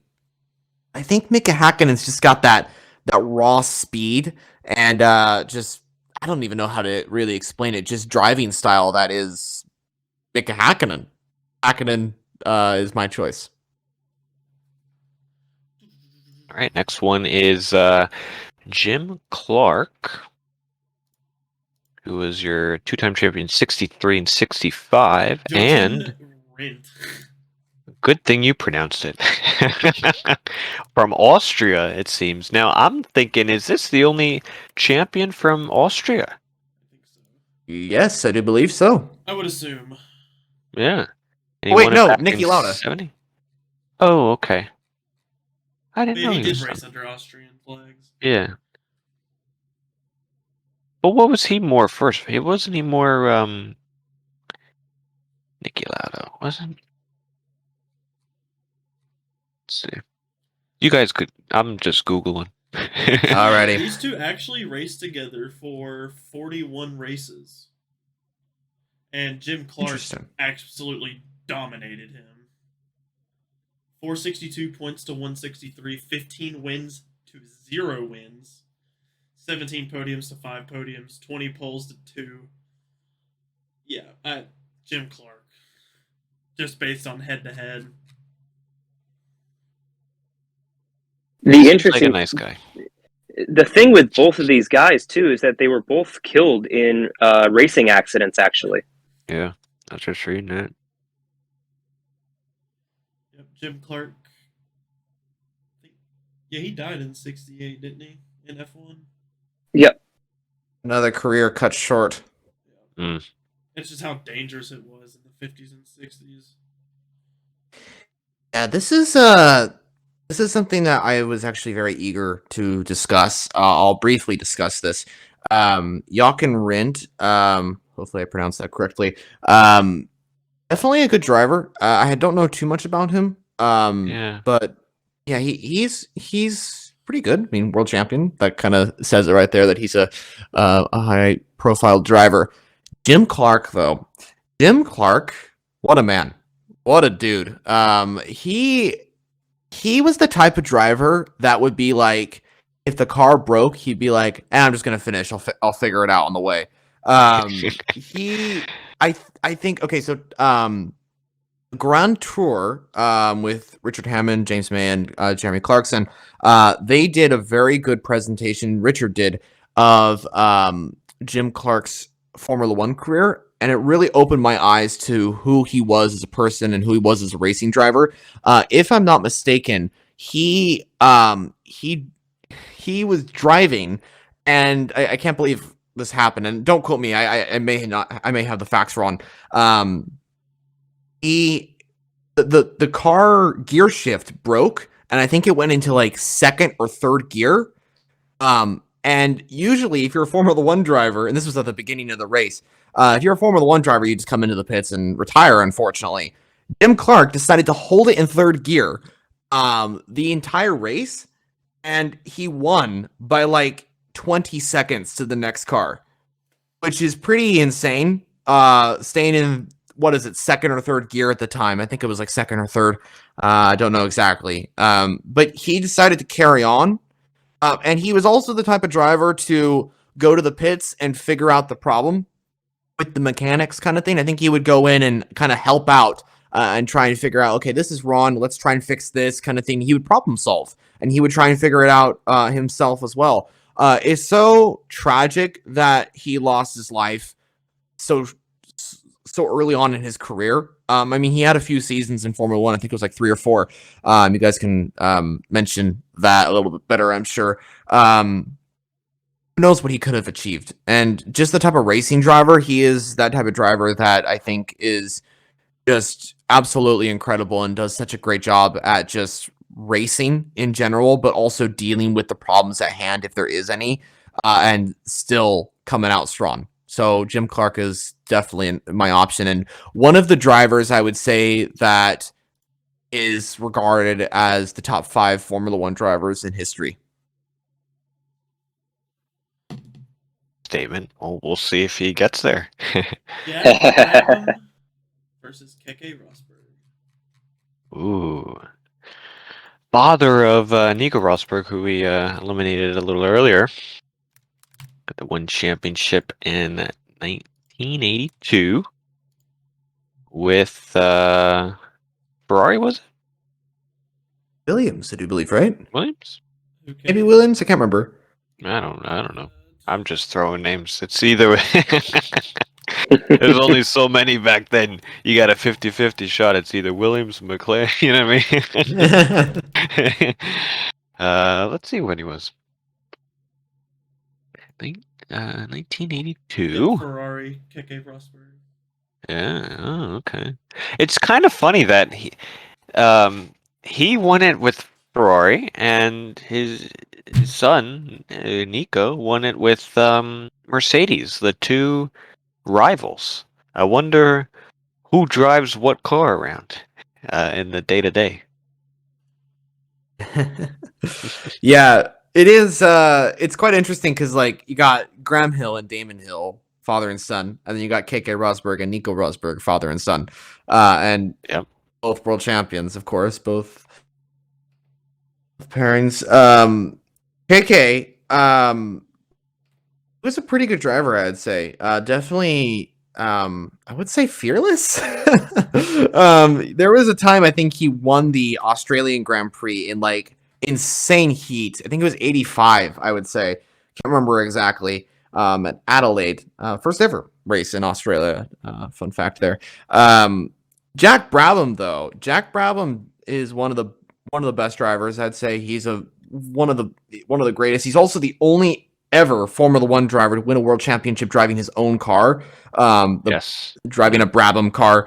So Jack is my pick because I don't even know if I can really explain it. It's just he's a very good driver, I feel. He's got he's very experienced, and he can drive a car very well. I feel. But Keke Rosberg is also up there as well. So I don't know. I'm gonna go Jack Brabham though. I agree. I'm going to go with Brabham. His career is interesting, and maybe Jonah, you can explain as to why this is what I'm about to say. He had 3 championships, only 14 wins, and if you take a look at him in the standings, he only had 4 top 5 points finishes. So really, like when he was really good, he was really good. But besides that, like the rest of his results were pretty poor. Like the rest of his results were like 7th, 8th, 9th in points. So it just seems like there's a lot of inconsistency there. I don't know if it's equipment or what, but like he had just a very inconsistent career with the statistics. Yeah, I'm not really sure actually. Not really sure about why he was inconsistent or so. I think he was focused on like helping the team itself because he was the owner of the team or one of the owners. So maybe that distracted him a little bit. I'm just kind of throwing balls around here, just kind of going like, I don't know. But I think he was kind of focused on the team, but also as a driver as well. So there was kind of 2 things going on. I'm not really sure about his career in motorsport outside of Formula One. But yeah, I would have to agree he's not really consistent, but he is a good driver. I don't know if that really makes sense, but yeah, it just kind of says it right there.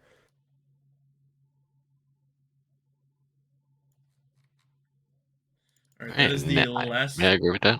last matchup of the first round. All right. So now it should go a little quicker now that we know a little bit more of the background. Everybody. Yeah, we don't have to do more background stuff. Any more Googling. I mean, we could look a little bit more, but it was really nice that first round, really getting in there, going a couple. Now, if you really want it, I mean, you could spend. I mean, this is such a big topic, you know, condensed into.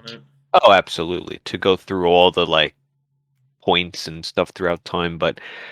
Here we go. This is was this the semi round, right? Or something like that? Pretty much, yeah.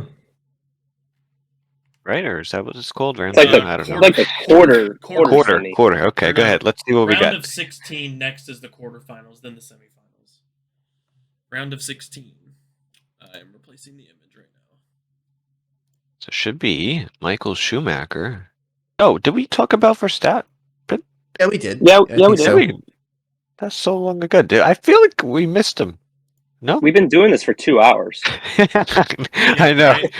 It's funny because D'Angelo's like, oh, this one should be quick. We got 30, 40 minutes. How much talking there would be. I'm like, no, I think it'll be a little longer, but I'm not complaining. I've been enjoying it. Oh, no, I'm not complaining either. I was just like, what the fuck? Alrighty, it is up there. Alright, let me zoom back in on my website. There we go. Michael versus Max. Michael. Yeah. Michael. Yeah. I mean, right now I'm gonna have to say Michael. He's just done. Damn, that easily. Done too. You know what? I'm going off a limb. You know what? Why? Because he's not. You look. And that's the only thing helping my argument, right? We look at Max Verstappen. Yeah, now I remember. Yeah, we did briefly mention. Yeah, because he's so young, he's 25. The amount of wins and success he has, obviously more races in the season, and by the time he's done with his career, we might even race every week. By the time F1, we're racing every country, and we'll do it twice a week. It's gonna 42 races. It's gonna be like NASCAR is now. Oh man, but I think if you look at him, and obviously the car is good development-wise, but you look at the gaps between him and any teammate. Obviously, the only closest you could say is Ricciardo, but that was when Max was still getting into it, and the car was slowly turning into Max's team, and that's why Ricciardo kind of left. Now he's back as reserve. But any other competition now, everyone else in that second seat hasn't been great drivers, but he's always had such a gap over anyone else who's been in that car, and he's really, really talented. I think we're going to look in the next 10 years and see if he's still around, because he said that I don't know if he would be racing until he's 40. He might retire early, but I believe that the level we have today, I think there's an argument to say that he could be a better driver than Schumacher. But the thing to go on the other side, which now I know you guys have been saying Schumacher very easily. Obviously, Schumacher's success is crazy, and the 7 championships. But I think as a more of a complete driver, I'd maybe have to go Schumacher. But yeah, I think if we ever did revisit this in the future years, you can say you might have a little bit more of an argument. I just want to quickly mention, just a comment on what Seafree said there. In future years, I think the topic may shift a little bit. As of now, I would say Schumacher is the better driver.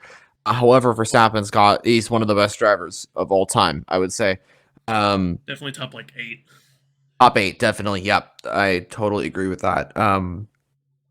Yeah, Schumacher's my choice, but definitely later down the line, I think we could discuss Verstappen in this and could get a different result. Yeah, he's just not there yet in his career to really say he's better than, because he's still in his prime years, and we don't know what's going to be in the next 5, 6, his next 8 years is still within his prime. So, yeah, to look forward to that. But yeah, I'd have to go with Schumacher, the dominance and all of his success for sure. Yeah, I agree. Yeah, Schumacher. And just real quick, I think the thing that stands out to me with Schumacher as to like if we look 10 years from now, where's Max going to be compared to Schumacher? Schumacher made every single team better when he was there. I mean, he won 2 championships with Benetton, went to Ferrari, he won 5 championships there, and he wasn't great with Mercedes, but you could say the work he did there help them in future years. So, I mean, that and his work ethic, I mean, it's going to be hard for really anybody to take Schumacher. I mean, he's just in a class of his own up there with like Lewis and Senna. Yeah, and I think that point right there kind of hurts Max's argument, because honestly, I could see him finishing his career at Red Bull and just retiring with Red Bull. With his long extension of contract, I think he's there till 2028, and he'll probably get an extension if the team is on a good trajectory. And yeah, Schumacher's had those different teams that he's been able to advance. So I would say also that is also added to what makes a good, better driver. All right, this one's gonna get interesting. Nelson Piquet versus Niki Lauda. Ooh, that's close. Yeah, because so in the head-to-head when they've raced against each other, they only raced 87 times. Nelson only raced in 81 out of those 87. But Lauda has all the stats in the head-to-head, but not by much. But in the all-time, Nelson has more wins or more points, 2 less wins, 6 more podiums, tied on poles.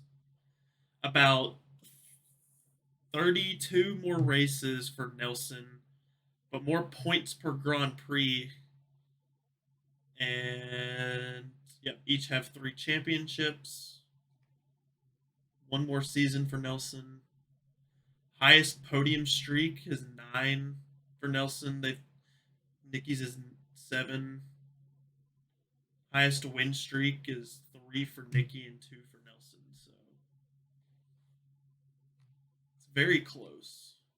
Yeah, really close. But I think Lauda does have the advantage in this situation against Piquet. I mean, they both have 3 championships, but Lauda did race a little less, and we mentioned it before.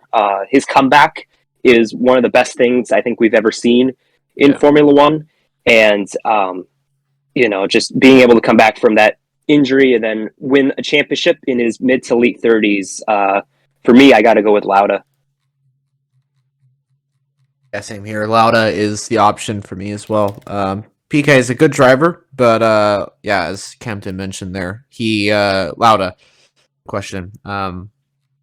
He survived that horrific accident and came back and won a championship. I think that just says it right there. Yeah, I'd also agree with Lauda when you're matching them up, but especially with that fact there. Although it is quite close when you look at the all the stats. I mean, they're very similar. Like they're almost identical. I think it really just comes down to. I mean, Lauda was a little earlier.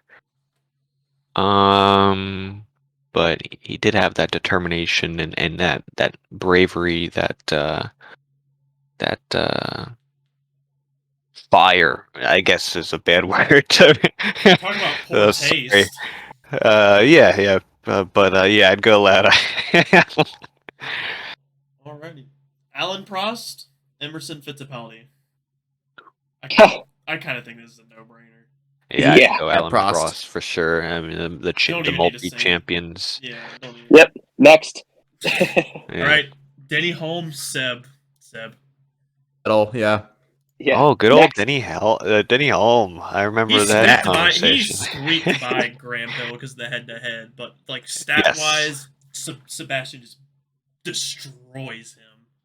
Yeah, I think. I mean, you got to know the guy's name before entering to move him past Vettel. Yeah, I'd go Vettel all day for that matchup. This one will be good. Lewis versus Fernando. Ooh. This one's People gonna are get saying- interesting. What do you 'cause mean? Ooh, this isn't close. You stats, yes, but I Come might go Alonso. Come on, this guys. is Really? this is a very close because these two are, they're in the kind of the same era, right? I would say that, not comparing different eras, so there's a little bit more you can compare in that aspect. one thing I have to say about this one is that how many unlucky breaks has Fernando got compared to Lewis's like lucky breaks in all like most of the championships? Like 2014, Nico, like Lewis had a bad start, he got unreliability, and then Nico got hit by unreliability when it mattered at the end of the season.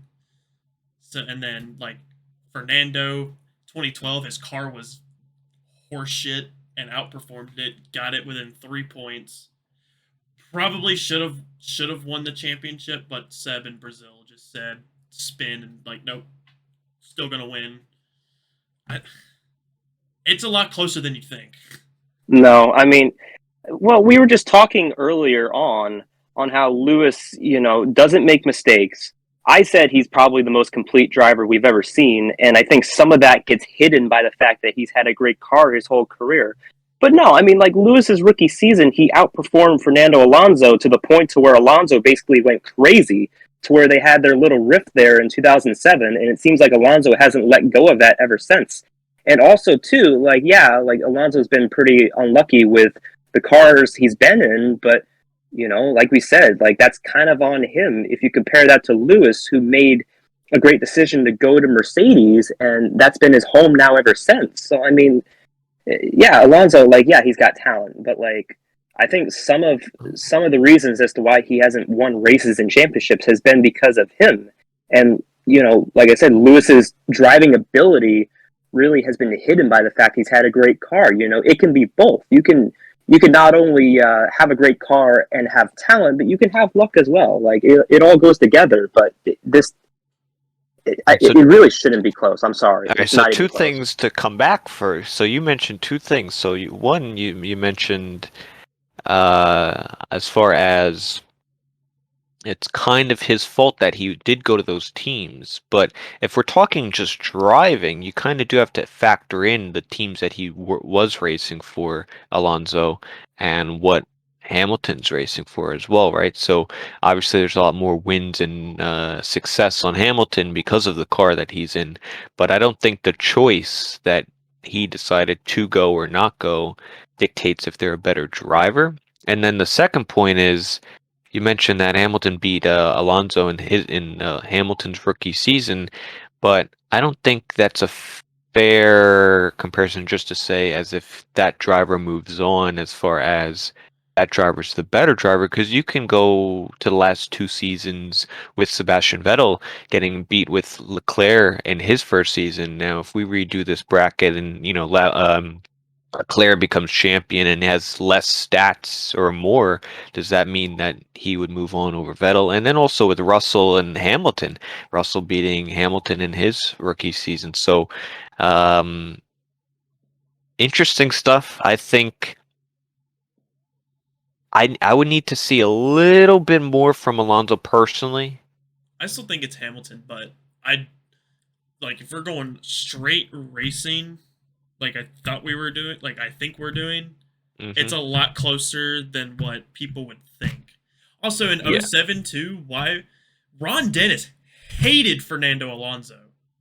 He hated Fernando. He favored Hamilton so much in that season.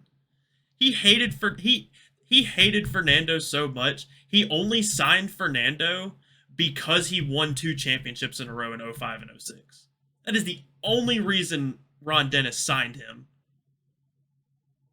That brings into a very good point that I was going to mention. Alonso, I believe, is one of the best drivers we have seen. The problem is that he has never been given a good car to be able to do that. Renault, he had Schumacher battling him, which is a very intense battle. And he was also pretty much a rookie at fighting for a world championship. So to win that was pretty good. That's fair enough. McLaren, he was thrown. That was a solid move, I would say. But you just mentioned there, Ron Dennis didn't really like Fernando, and then you also had Lewis coming through the field as well. So Lewis definitely showing up as this young guy, really, really talented, coming into this and really full going for it. But obviously, Alonso left because of all that happening. And so from that point on, he kind of got screwed. And so he went to Renault because it was the only really option he had left. And he probably knew that there was not going to be any success with Renault at that time because the car wasn't really as good. And he went to Ferrari. Ferrari had a super fast car throughout the 2000s. Around 2010, they weren't really as competitive as the Schumacher days. And 2009 was a whole different story. But 2007, 2008, they were winning the Constructors' Championship. 2010, Ferrari had a very fast car. Look where Alonso was. He was in a great position to win the championship all the way up into the final race where he kind of got screwed again. In 2011, Ferrari didn't really produce the perfect car for Alonso. And then in 2012, he took that car that was absolutely horrible to almost fighting for, or to basically winning that championship if Vettel didn't just come through the field and dominate, really, at Brazil. Alonso did everything he could have to win that world championship. Unfortunately, it didn't really happen. 2015, he went to McLaren after a horrible season with Ferrari, who couldn't give him that car again to fight for the world championship in 2013 and 2014. In 2015, he trusted that McLaren would have this newfound promise because they promised that the old days were coming back. Honda was coming in. It was going to be that Senna-Prost battle since Honda and McLaren had that partnership back then. That was kind of what everyone was thinking, and it didn't work out. And after that, he got kind of screwed, and he got older, and there's nothing he could really do to do that. So Alonso, if he was given a car, if he was given a Mercedes, I think Lewis would still beat him. However, if Lewis was in the Ferrari with Alonso's Ferrari, and they both joined in 2010, Alonso would have beaten Hamilton, statistically speaking, and just overall performance. So I would say Alonso's definitely got the pace if he's given a right car. The issue he has, and as we have explained, he's had some horrible luck with moving teams, and partly that is his fault as well, as Camden did mention. It is the driver's responsibility to move to another team if they choose so. They are the person that writes that on paper and signs that I am going to this team.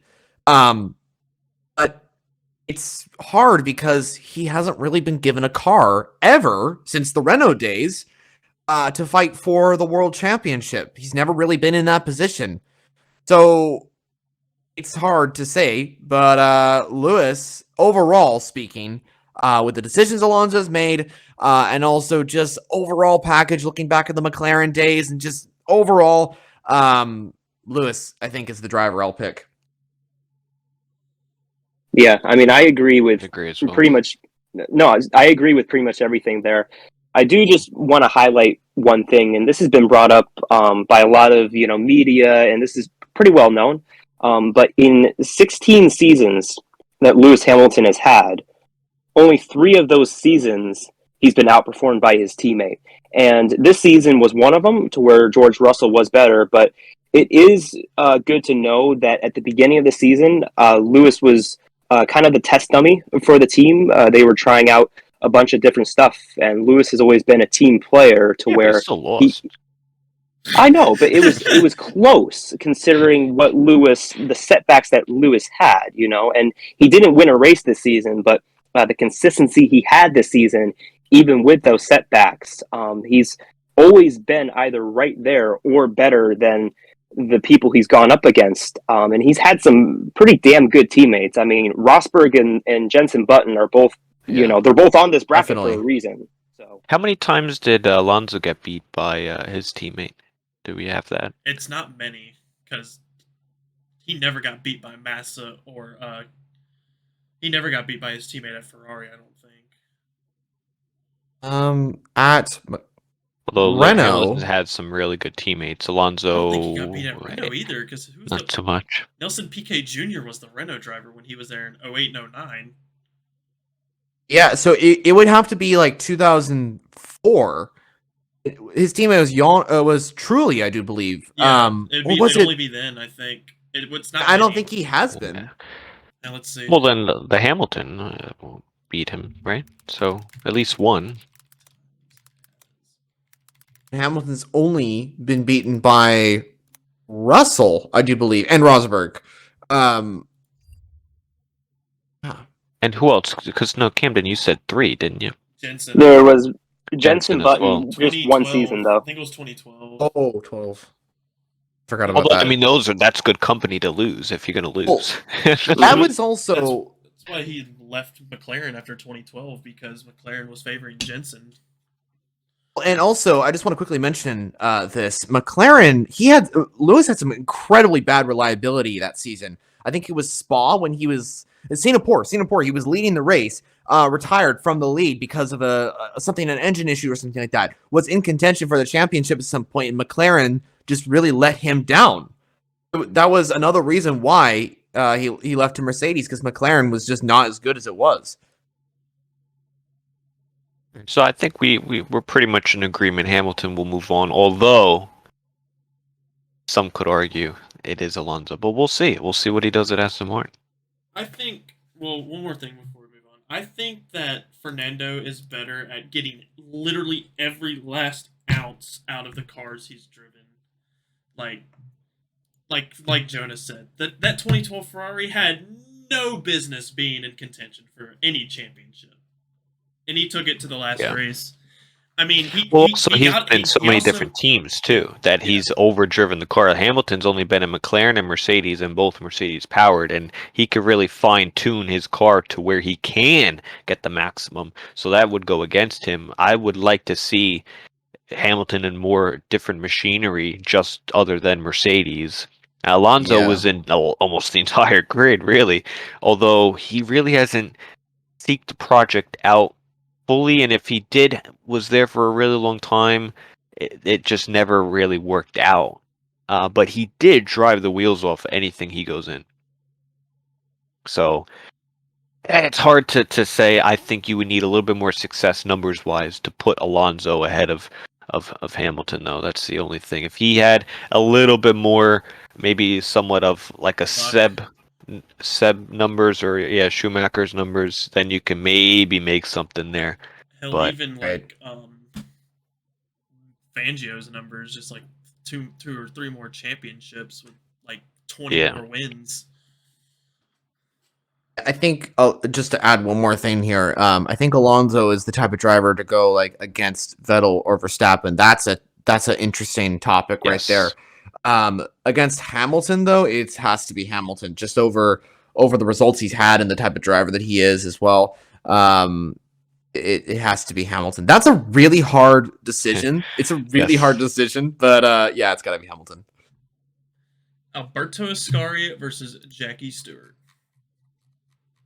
Ascari. I'm gonna go Jackie Stewart. I'd have to. Yep, same here. I'd have to go Jackie as Same. well. Dude dominated those 3 years he won the championship. Yeah, and Ascari was a lot earlier as well, so Yeah. a different kind of era there. I think Stewart overall, with his success, would be just the better driver there in that matchup. Stewart it is. Fangio and Right, all good. Hakkinen. Fangio. Again, I think we're gonna all be in agreement with Fangio, for sure. Many more championships, Yeah, it's like domination there. For Hakkinen, 7 seasons before you get your first win. 7. Mhm. He was in. Yeah. He went to McLaren in what, 94? Do we have a statistic as to which driver took the longest to win a race? Like the Sergio. most starts before you. Sergio. Yeah. Oh, okay. Yeah, that makes sense. What, 200 and something races, I think. Crazy. Yeah. Yeah. But yeah, Fangio, I think, is the obvious choice here. And really, I think it's kind of a crime that he isn't like regarded up there with like Lewis and Schumacher. And I think Yeah. partially It's the that's because of era. the era. Yeah, the era he competed in. I think he's right up there with them. It's so hard to choose, and that's what you guys have to understand, when listening, is the different eras, because you really have to go by decade. Who's the best of each decade, and just call it quits there. To say all time, I mean, I don't know but then the other argument is like, I don't know if you could put Fangio in today's cars and say he's going to be as dominant, but I also don't think you could put like Hamilton or Max in those cars and they'd be dominant. So it's very hard to do the It'd be comparison. And we impossible to also, do both. yeah, and we weren't witnessing Fangio either. It's not like we were at the races. I mean, It'd be so impossible. we don't have that either. You'd have to talk to people who actually witnessed him and watched and studied, his races. So it's People hard that to are say, like but 15 years old now and are like 80 now. yeah, absolutely. But But yeah, like, I'd go Fangio. back to the like people today can't drive. Back then, it's like they can't because like drivers today are used to very high downforce and turning at will. Basically, the cars back then couldn't turn for shit. They didn't No have one power knows. steering.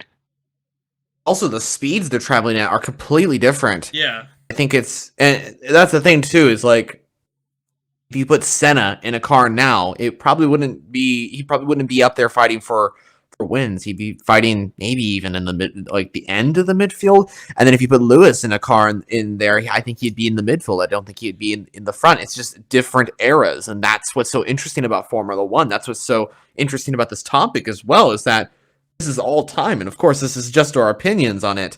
But it is a very, very interesting topic. I still think that Senna would be able to you'd probably have to give him a year or two before Senna would be able to actually compete because Yeah, I think it's more about like insane at adapting. Yeah, that's what it's about. It's about adapting. Like if you can adapt real quickly, then that's where it's about. Like if Senna can adapt real quickly, then there you go. Yeah, it's that quickly. Like I think if Alonso was put in a car like in the 90s, he would figure it out within the next 6 races or so, because he's pretty good at adapting, I'd say. Plus the 90s compared to the early 2000s, like he has raced, are not that different. Right. Well, and like for instance, Alonso, he's raced at Daytona, he's raced at Le Mans, he's raced at Dakar. Those are multiple different types of racing, so that kind of just shows like the adapting to a different type of machine.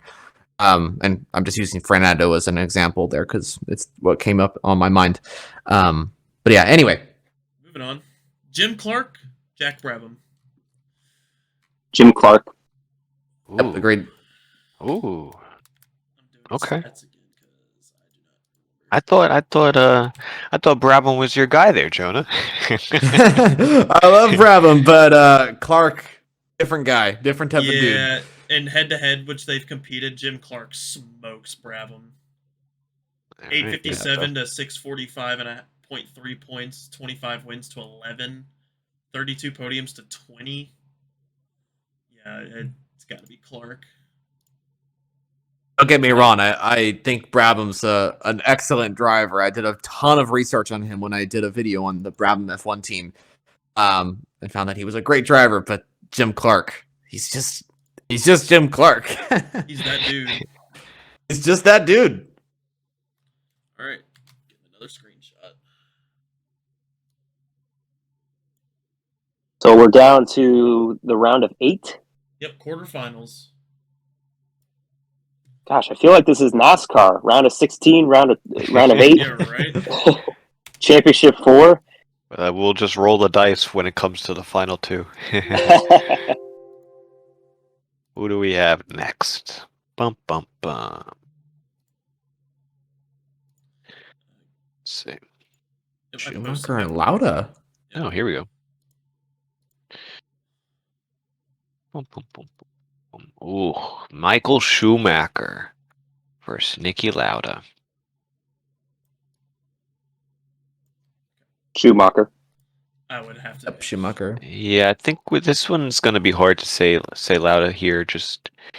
But like, Schumacher at the time was just so Dominant. dominant, and the way he. Lauda's championships are spread out too. Like, he didn't dominate an era like Schumacher did. Yeah, Schumacher really, he had that mindset. You know what I mean? He had that champion's mindset of just wanting to get out there and just Kill you, basically, in a racing pretty sense. much. Like, it's kind of Also wicked. he was also very precise with his movements of the car as well. So definitely an awesome driver. I really wish I would have been watching, obviously very young when he was winning, but I would have loved to seen that era to really witness it. That's the one that I wish, especially it was so close for many of us, probably around the same age. So I would love to really watch back more of that. But yeah, I think we're all in agreement. Schumacher. Ooh, this next one. This one's It gonna is- be know. fun. I saw Here we go. I'm licking my chops right now Seven Prost. Go ahead, Difference of Cam. one world Ricky. championship. for a while on this one, I think. Alan Prost and Vettel. This is, I feel like because they're both 4-time champions, right? No, Prost is 5, Yes. I think. 5? No, that- no, he is that's 4. Oh no, it is 4. Okay. 4. I thought 4-4. And I think this is why they're so often compared to each other, because they are both 4-time Seb world champions. has 100 more races exactly, though. Exactly 100 more races. Yeah, and I think Yeah. if anyone from a different era, like, because Prost was 90s, right? So I mean, 80s it's and really 90s. 80s, 90s. So it's really like Prost and Schumacher, and like your Hamilton, Vettel of today's going at, as far as who. I mean, you could throw Senna as well. Obviously, he got eliminated from our bracket, but I mean, Prost was very good as well. It's gonna be difficult. Vettel has a couple more race wins than I think 2 but more. 100 more race starts and only 2 more wins. Prost is also, I would say, and this is just my opinion, a little bit inconsistent compared to Vettel.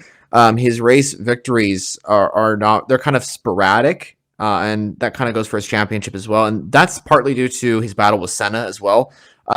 Like throughout the seasons, he's kind of been like win in round 1, win in round 2, and then win in like round 5 with Senna in between, and then they kind of trade off back and forth. Where Vettel kind of been the same with Alonso, but at certain races like 2013, he was just dominant, honestly, like all dominant. Same with 2011 as well. Seb had the more dominant seasons compared to Prost because Prost was Correct. fighting Senna, but it's not like Seb was fighting against bums. Yeah.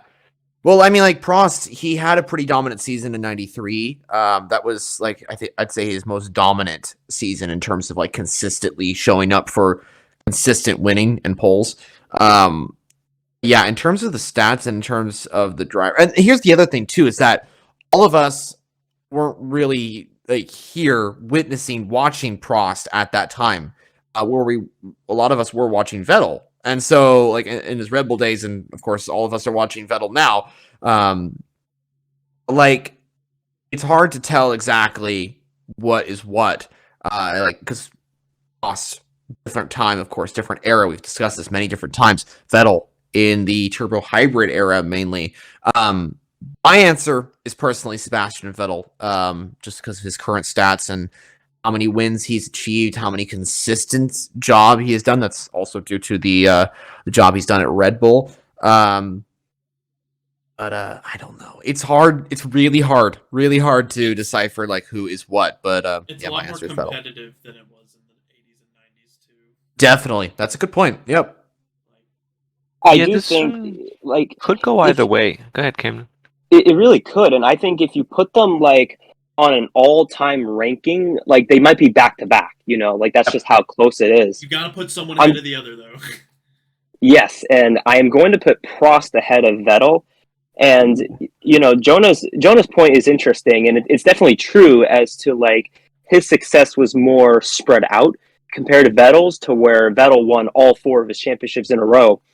But man, I mean, Prost had a really great career when it comes to the points. He had 13 seasons, and 12 of them he finished top 5 in points. And the thing is, too, if you look at longevity, Prost was out of the 1992 season. He didn't race. He came back in 1993, and as we said, that was probably his best season for Williams, and he was 38 years old. After that, he called it quits. He went out on top in basically a one-off. He came back for one season and won that championship and blew everybody out of the water.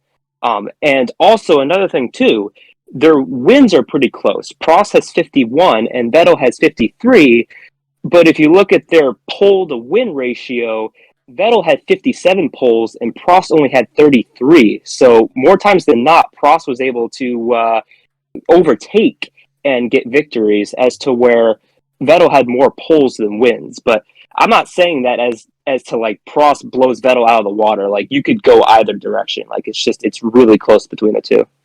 Yeah, I think for me now, I'm a Sebastian Vettel guy. I mean, I've been crying since Abu Dhabi. All right, You're still crying. I'm still just getting over it. I just got, just still getting over it.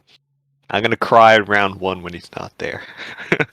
Honestly, I think everybody will, so you're not alone. Yeah. When I think of now, I obviously didn't watch Prost, but looking at the numbers, I'm gonna give it the benefit of the doubt, and because Prost. Correct me if I'm wrong, but I think he had the 3 championships. What was it with McLaren? One with the Ferrari, or was it all No, with Williams? two McLaren, 1 Ferrari, 1 Williams, I think. Oh, even better. So, I'm thinking like from a standpoint of best driver. Camden also mentioned the poles, and it seems as though Vettel's dominance really came from the car. And I think there's a stat out there that he's only won a race when starting the race top 3. He's never won a race outside of the top 3. Hamilton's won races outside of the top 3. Hamilton's won from literally the back at Brazil. I mean, all those penalties, he's came in even with the best car. Vettel, if he started outside, he never really got there. And he also just did it with one team that was really good. Now, he did have better competition in those days, but it could just be I don't know. I think the way that Prost did it with different teams, less poles, less races, but pretty good wins, only 2 less than Vettel. I think maybe if Prost was at Ferrari in 17, 18, I don't know. Does he win the championship? That's a story to say. But I'm gonna probably go with Prost here, just because it's interesting that he had almost 100 or so less races, yet a lot of the other stats are very similar to Vettel. And there was also another thing when I think the year before Red Bull won their first championship, I forget who it was, but there's a video on YouTube that shows the pre-race or like preseason predictions. Everyone was going with like, the obvious choices, and I forget who it was. It might have been Jackie Stewart. I don't remember who. I don't know if you guys know what I'm talking about, but somebody said that Red Bull would be winning the Constructors' Championship with Vettel being the driver's champion, and everyone else was like, "Yeah, right. That's not Oh, gonna I've seen happen." Coulthard. Yeah, it was Coulthard, Coulthard. okay. Yeah, he raced for them, and he's like, "There's no." Yeah, he's the one who said that, and everyone laughed at him. And he's like, "Bro, they did it 4 times in a row. Suck my ass." Yeah, so Well, there I was think that more meme. that was for the team, right? As the success, and his teammate was Mark Webber, who's a good driver, but Nowhere near. So yeah, and so I think a lot of it was down to him not having the best of teammates, and a lot of the success was in those days of Red Bull when it was so dominant. And when you compare him against maybe Hamilton, Mercedes, Ferrari, um, rivalry, and even when Leclerc came in at Ferrari, he had a big. I mean, Leclerc just took over that team, and Vettel's been in there for many, many years with all that development. So I think he really does need everything to go right for him to win. And Prost, from just the stats, obviously I don't really know all of it.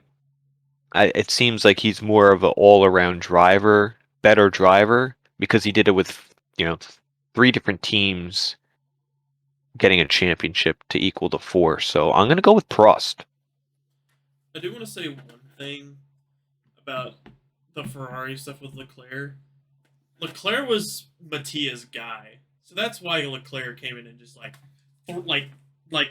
scenes in movies where guys come into the office and just throw shit off the desk. That was literally Leclerc because that was Mattia's guy. So it's really not Seb's fault that he started No. struggling because they started favoring Well, Leclerc definitely when he not. was Oh, a first-year Ferrari absolutely. driver. But you can't take anything away from Leclerc and what No. he's been able to do. I mean, he should have won his first race at Bahrain with that engine. So And then good old Ferrari reliability.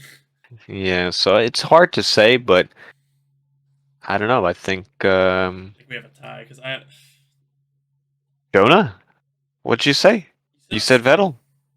I did say Vettel. However, after reviewing some of the stuff, my main point was down to consistency from Vettel. He had a pretty consistent run, but consistency is not everything in Formula One. It's about the result itself. So no matter how it was achieved, about the result. And also, Prost went against Senna and beat Senna, who is a very, very skilled driver. And also, Vettel had Red Bull. Arguably, Prost had McLaren. Prost also won with Williams and with Ferrari, where Vettel just won with Red Bull. I think we mentioned that earlier. So I'm going to retract my original statement, even though Vettel's like one of my favorite drivers of all time. Me too. Yeah. Yep, I'm going to say Prost just after looking at the information. Really hard though. It's a really Yes. tight one. Yeah, no, this is tough stuff. This is a no-brainer. Lewis Hamilton, Jackie Stewart. Lewis. Lewis. Not Lewis even close. as well. Next. This is like that Martinez 2 versus 7 that's like a 70-point blowout. Ooh, this one will be interesting. Jim Clark. This and one's Fangio. interesting. Okay, so here I'm gonna say something real quickly. Oh boy. Fangio has 5-time world champion, very successful driver. However, Jim Clark's career was cut short, and out of the stuff that he's done, Jim Clark's the option for me. Also, Jim Clark has better stats, and the eras are not different. They each race 8 seasons. Fangio from 1950 to 1958, but Clark from 1960 to 1968. So they're not that different in eras. How many do you have retirements as far as each driver? I want to see the kind of get a sense of the reliability. Not on this website, I don't. No, I can guarantee that Jim Clark's retirements are probably less, just yeah, because not of by much. what I mentioned earlier. Not by much, I bet though. Fangio. Yeah.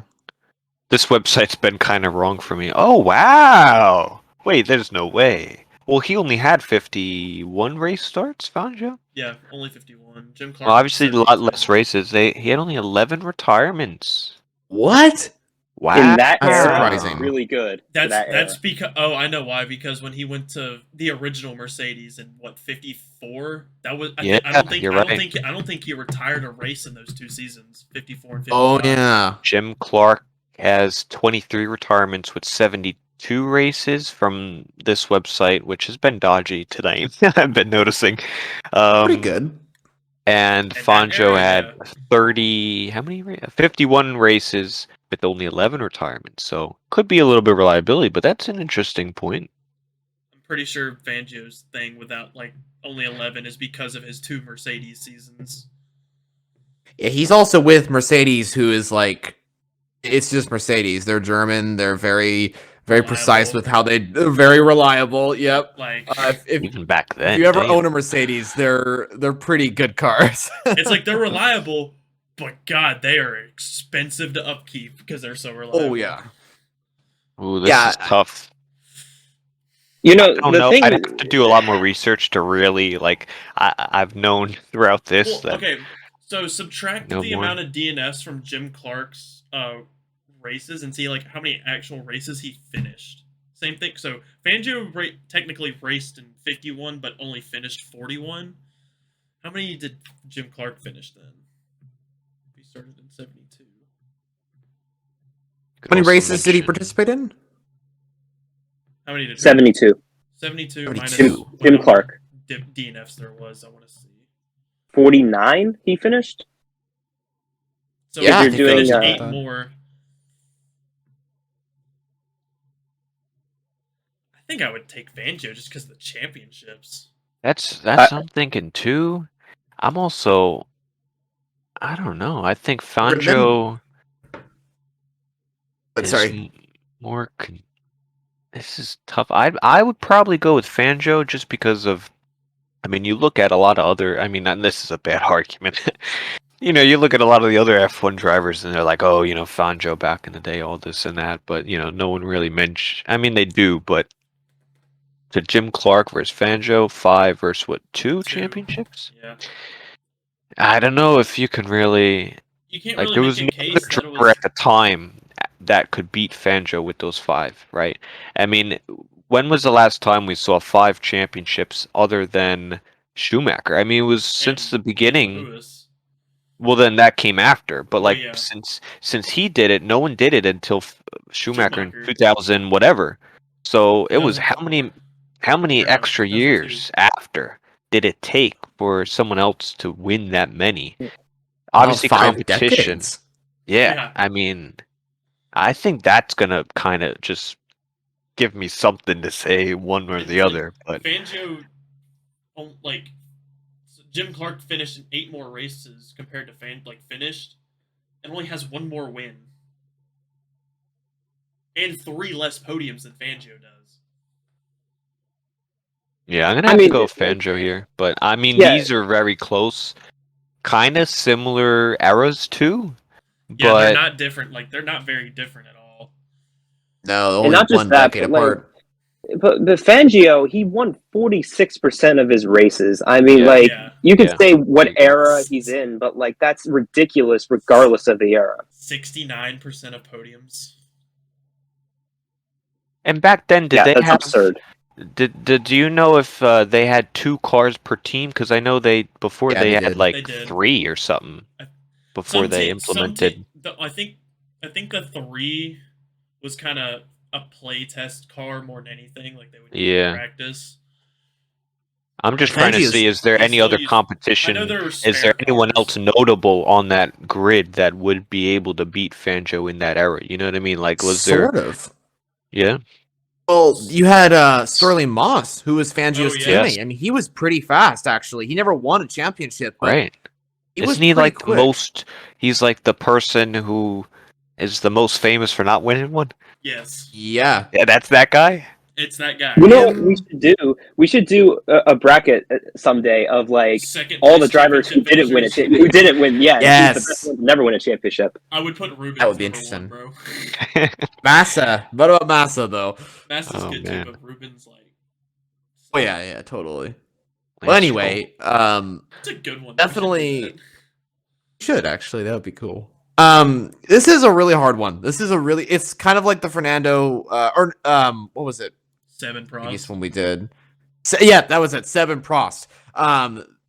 That one and this one is very similar to my mind. I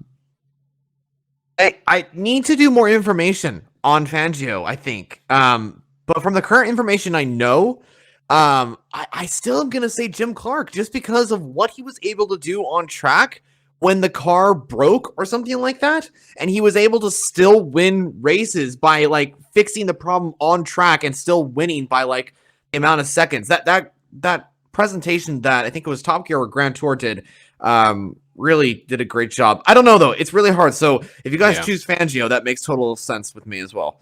I'm just. I think it's Fangio 3-1. Yeah. Yeah.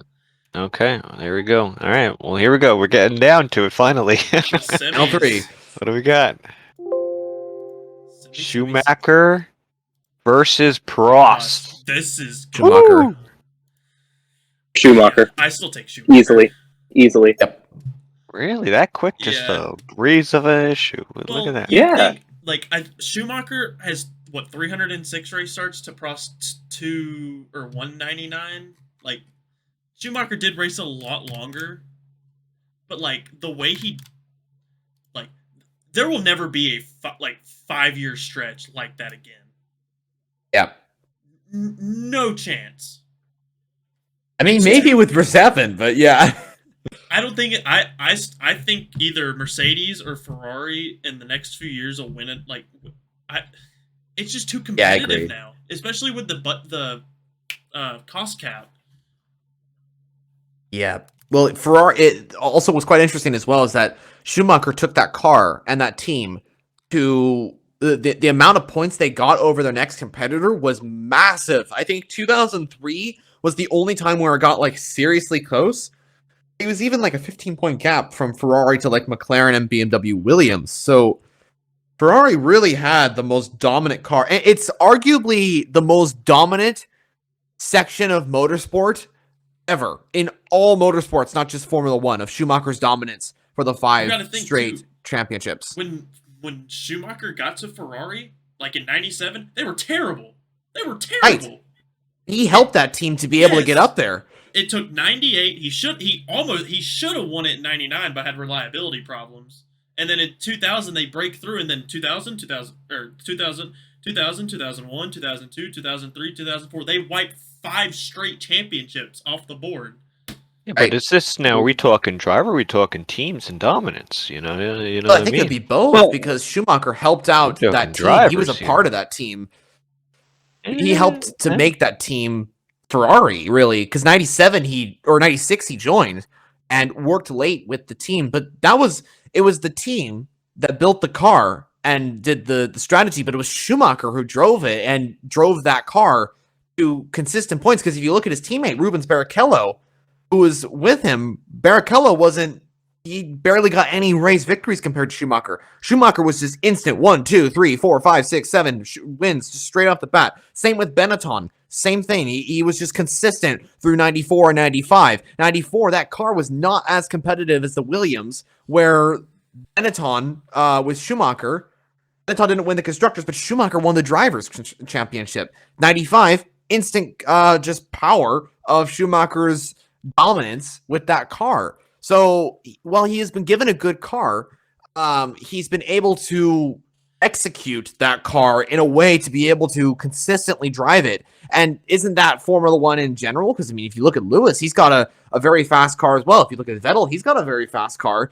Every single champion on the grid from 2000 up has had a very consistent car. So, correct. I don't know. I think you can't have a championship winning car without a championship driver. You can't. Correct. Yeah, it goes both ways. Put and Latifi, really, I think... Put Latifi in the but this is 2020 interesting Mercedes. because you're looking at the team. So I don't know. I think I have an argument you could say that Prost might be. I'm just looking quickly because if you look at the teammates that Prost has been teamed with and the championship winning seasons that he has had versus Schumacher and with Rubens over there, Schumacher did it with what, 2 teams, right? Benetton and Ferrari. Ferrari. And Ferrari. And who are all of his teammates? Well, Benetton was weird because he had Verstappen, Jos Verstappen. Yas. And then he also had Johnny Herbert, and he also had JJ Leto as well. Those were 3 different teammates in one season. So that was a kind of weird one. Well, he won 2 with Benetton. Did he? 50, Yeah, he won 2 94, championships 94, back to back. 95. Oh, Schumacher. Yeah, Schumacher. I thought you were talking about JJ Yeah. Leto winning a No. race. No. No. Schumacher Yeah, won but 94, then- 95 championships with Benetton. So That's then, also so a- then let's look at the Prost in his years of winning. So 85 and 86, who were they? We got to look Senna. at that. Senna. Oh, Lauda and Senna. Oh, wait, no, Lauda was Lauda in Formula 1 in 95? Says Kike? Is Kike maybe? Keke? Was he? Rosberg? I don't know. I don't Let me go to the wiki. I think it He was. was with McLaren. He was with McLaren at one time. I Because can't I'm remember looking when. here, I don't know how accurate this one is. There's been some dodgy websites tonight. I don't know if all the stats are I'm correct. looking. Which years did you say? 86, 85, 86. 85 was John Watson and Niki Lauda. Okay, so what? Champion there. Go ahead. Yeah, 86 obviously. was Keke Rosberg. Champion there. Next. 89. 89. Senna. Yeah, Senna. Go ahead. Next. 93. Damon Hill. Nigel? Or Damon Hill, baby. I mean, he's all 4 championships he's won. He was with 4 other, and these are no schmo of champions. I mean, these are champions. Yeah, I mean, Rubens Barrichello is not a schmo driver Is he either. a I mean, champion? when We ain't talking went about with- him. no, because Michael Schumacher was just that guy. Like when he went to Braun, like Braun was great that season, but he was up there as well with Jenson Button. Rubens Barrichello was like he went to other teams and was just as competitive. Like he was a great driver. It's just Michael Schumacher Jordan, was the too. guy. Don't forget about Jordan in 7 or 8. Rubens, what I think it was Jordan. Either Jordan or no, it was the Ford team. Crap, what was it? Stewart? Yeah. Yeah, he came second in the Yeah. Monaco Grand Prix. I'm gonna say strongly. I think there's a great argument to say Prost is the better Man. driver statistically when you factor in who he has been able to beat and the teams he's been able to do it for. And if you look at the percentages, it also is not so far off. 29, around 30% for Schumacher for wins, 25 for Prost, podiums 50 ish to 52 ish for Prost winning in that one. Then you look at Poles, 22% of poles. it's very similar because I mean Schumacher had a lot of other, when he came back with Over Mercedes. So 200 more races and still 4% more race wins. Can we take away the Mercedes races that Schumacher had though? Like I'm not That was saying we should different. just It'd be like We should- 38%. No, I but, like- really think the fact of who Prost has been up against.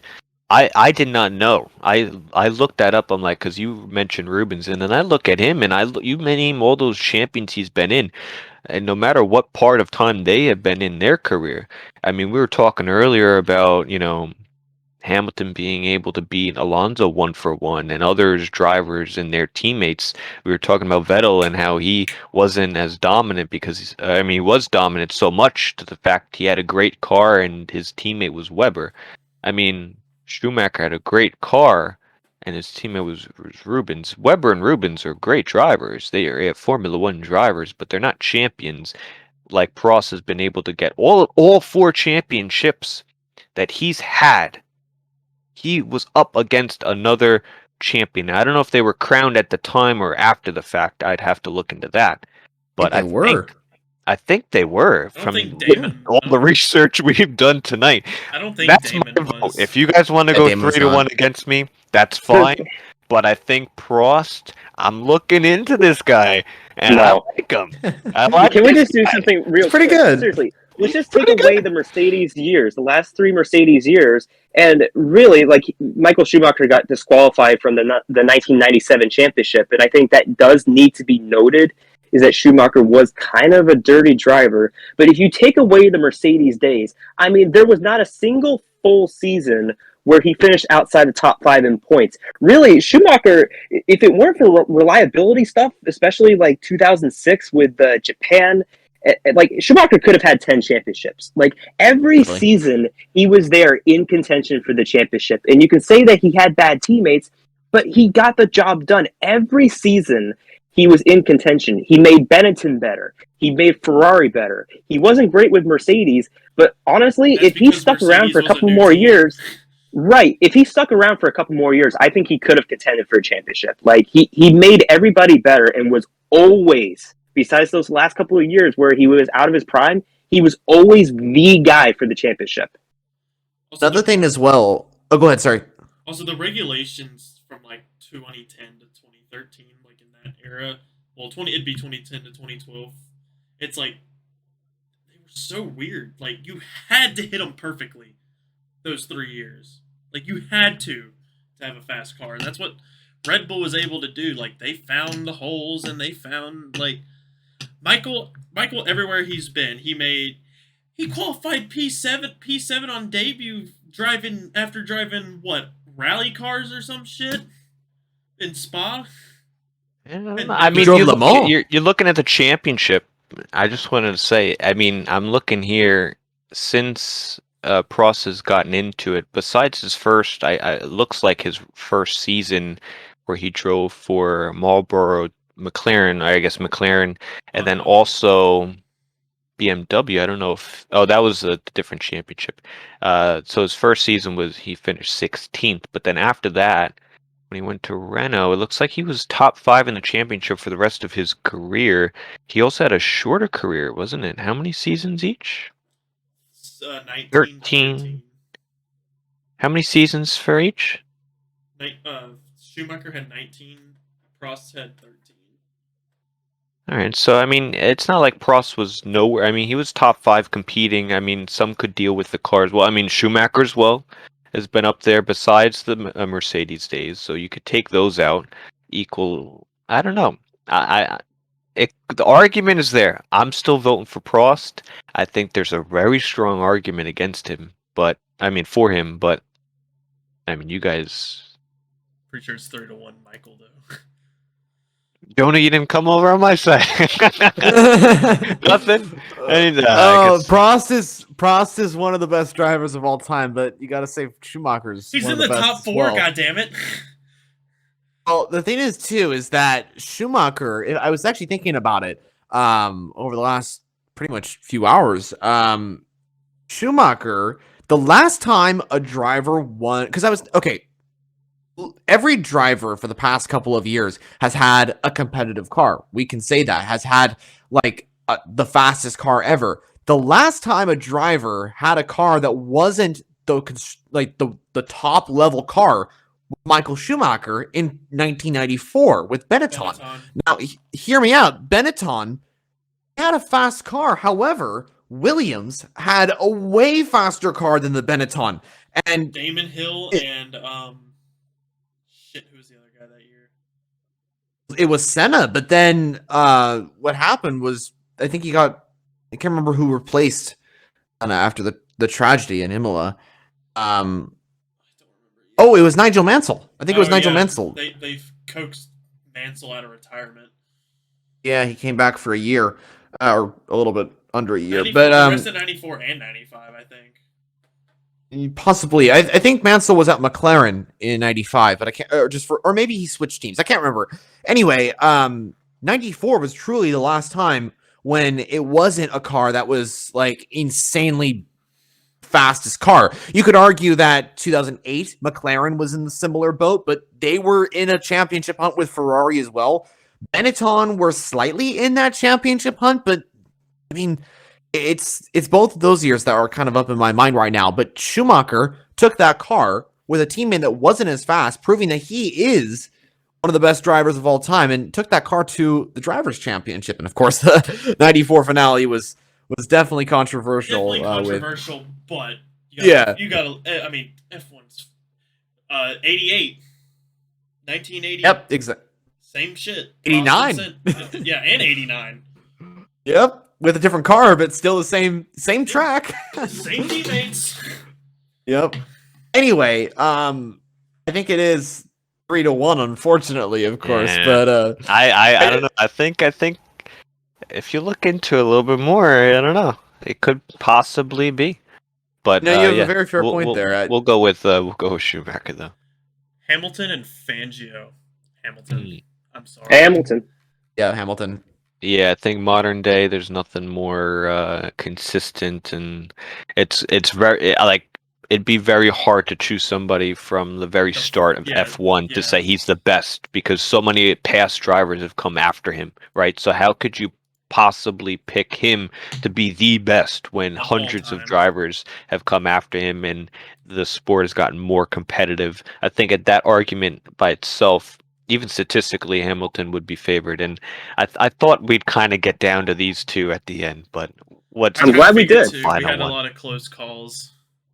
Oh, I thought I had the Prost one, but let's go. Finale, baby. You're not getting Prost with me there, dog. Yeah. Okay, guys. So, what's the answer here? There is no correct answer. There is not. I think there is. I think there is. Well, there's two ways you can look at this. You can go Schumacher because he won 5 straight. Lewis won the first one early, which is great. And then it took till 2014. He won 2014-15, then lost in 2016. And then and then proceeded what? It'd be 17, 18, 19, 4 straight. So, but I think it's going to have to go down to who lost to their teammates more. Oh, okay. Now you want to talk about the teammates. Go ahead. Well, you kind of have to, because, like, Lewis only lost to teammates 3 times. Equal machinery. I don't know if the only other one would be the Mercedes days would be with Rosberg, so that'd be 3. Wait, hold on a second. There might be another one. Eddie Irvine won a bunch of races against Schumacher. I think it was in 1996? No, 99. 99. So that's because Schumacher missed 6 races because he broke his freaking femur. Oh, that's right. Yeah, but I remember Eddie Irvine won a bunch of races, so it was Eddie Irvine was competing for the championship that year against Hakkinen, and just fumbled the bag. Did Schumacher finish behind Irvine in that championship? Probably because he missed the 6 races. That'd be the only reason, in my opinion. Let me take a look real quickly just to double check. Because I think 99 I think was the year he broke his leg and missed like 6 or 7 races. It was, yeah. I couldn't put down a definitive answer. Okay, so yes, Eddie Irvine finished ahead of Michael Schumacher in 1999. I mean, we do have to factor in, though, that he won 4 career races, and all 4 of those came in 1999 when Schumacher was hurt. Yeah, that's a good point. That is a very good point. And Schumacher was beaten by Rosberg, of course, but that was... I honestly, I mean, yeah, it's still on his resume and everything, but I really don't think during the Mercedes days Schumacher really cared. Yeah, it was just a different era. I feel like he was just there more to drive more than to actually try to compete. Do we even count that, honestly? Because I feel like I have the same opinion as you, D'Angelo. I think Schumacher's days at Mercedes were just him having kind of fun, and it wasn't really about serious beating another teammate or whatever. I mean, you could tell in his press conferences it wasn't like that. It was just right. Yeah, this one's tough. I mean, all Hamilton I really sweeps know all the stats, but yeah, but that has a lot to do with we're talking about competition, teammate status, the domination of the car, and that's why I thought Prost was so strong in that, because of the different teams and the teammates. Than what Schumacher did, like in his and peak. you look at these two, and they're so similar as far as how their careers have kind of gone. The really only difference is that Schumacher had 2 championships with Benetton, where Hamilton only had 1 with McLaren. So apart from that, it's kind of similar deal. Like, Schumacher won the 2 earlier on, 94, 95, and then he comes back a couple years later and then gets a nice string 5 together. You can kind of say the same with Hamilton winning the 2008 in McLaren, taking a few years off. Not off, but not a champion. Went to Mercedes and then had a nice string put together. But he did get beat also by another champion, right? Yeah, Rosberg, eventual champion. He did get very close. Obviously, at the 21 season was very close. I thought he had some great races there. I'd have to really look personally to see to really look into Schumacher's career to see how he was racing wise. But to me, it could go either way. It's so very hard. I would have to. Fine line. Have to have so much more information for me to really even have an opinion. So I'm just not. And pretty much throughout this entire night, I have not been as educated as I should be. I think Schumacher had better individual championship seasons than Lewis has, personally, especially through his 5-year domination. I think we got to look too. We were talking about teammates before. I think the biggest thing you got to look at is how they lost championships, because there were some scenarios where Schumacher and Lewis both just got absolutely screwed out of championships. I mean, we just mentioned 1999, how Schumacher broke his femur. Right, and that screwed him over. 2006, he probably would have won if it weren't for reliability issues there. But man, I mean, 2005 too, like. Yeah, but man, like Abu Dhabi 2021, like there has never been a bigger robbery in the history of Formula One. I mean, Lewis was going to win 4 races in a row to cap off the season and win a record-breaking 8th championship. And, I am a Mercedes fan, so you could say I'm biased in that regard, but really he should have won that championship. I feel like that's one of those rare instances to where you say, he really should have won that championship. And Lewis does it all the time late in the season to where he finds an extra gear. I mean, he even when he lost in 2016, he won the last 4 races in a row of the season. Like, Lewis should have 8 championships. That's just a fact. I think he also should have won in 2007 as well. I mean, he screwed that for himself, though. He beached himself. He did. That is correct. I also think that he could have been in contention. Actually, he could have won the championship in 2010 and in 2012. 2012, I think he could have won the championship then, but McLaren really messed him up with the reliability. 2010 and 2011 would have been better chances for him. Agreed. It's really close between the two. Like they're like, I don't want to say like failures or whatever at winning a championship, but you guys get what I mean. Like Schumacher has lost a championship basically in 2006 due to reliability. Hamilton lost the championship in 2021. They're kind of equal on that. Their driving style, how would we say that? Is it pretty similar? Like in terms of like consistency and precision, I would say they're very similar in terms of how precise they are. Schumacher is a lot more aggressive than Hamilton is. Yeah, he's got a mix between Verstappen and Hamilton. I've said that before, he's and it's a fine middle line. I feel like. Yeah, he is. He's not too like aggressive where it's like I'm gonna push you off track or something like that. I'm not saying Verstappen is or anything like that, but like I think.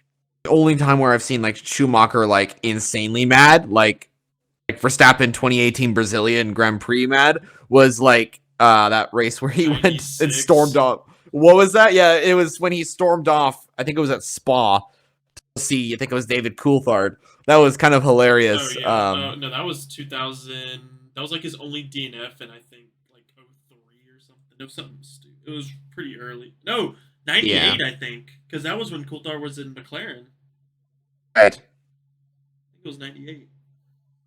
This is a really hard topic, but oh, go ahead, Camden. Sorry. Yeah, no, just real quick, like the driving styles are a little bit different in regard to the fact that Schumacher, I think, was dirtier than Lewis. I mean, he got disqualified from the 1997 World Championship by intentionally trying to crash somebody. There was a point in 2006 Monaco qualifying to where he pretended to lose control of the car. That way, one of his rivals, I forget who it was, I think it might have been Alonso, yeah, to basically where he sabotaged the qualifying session there.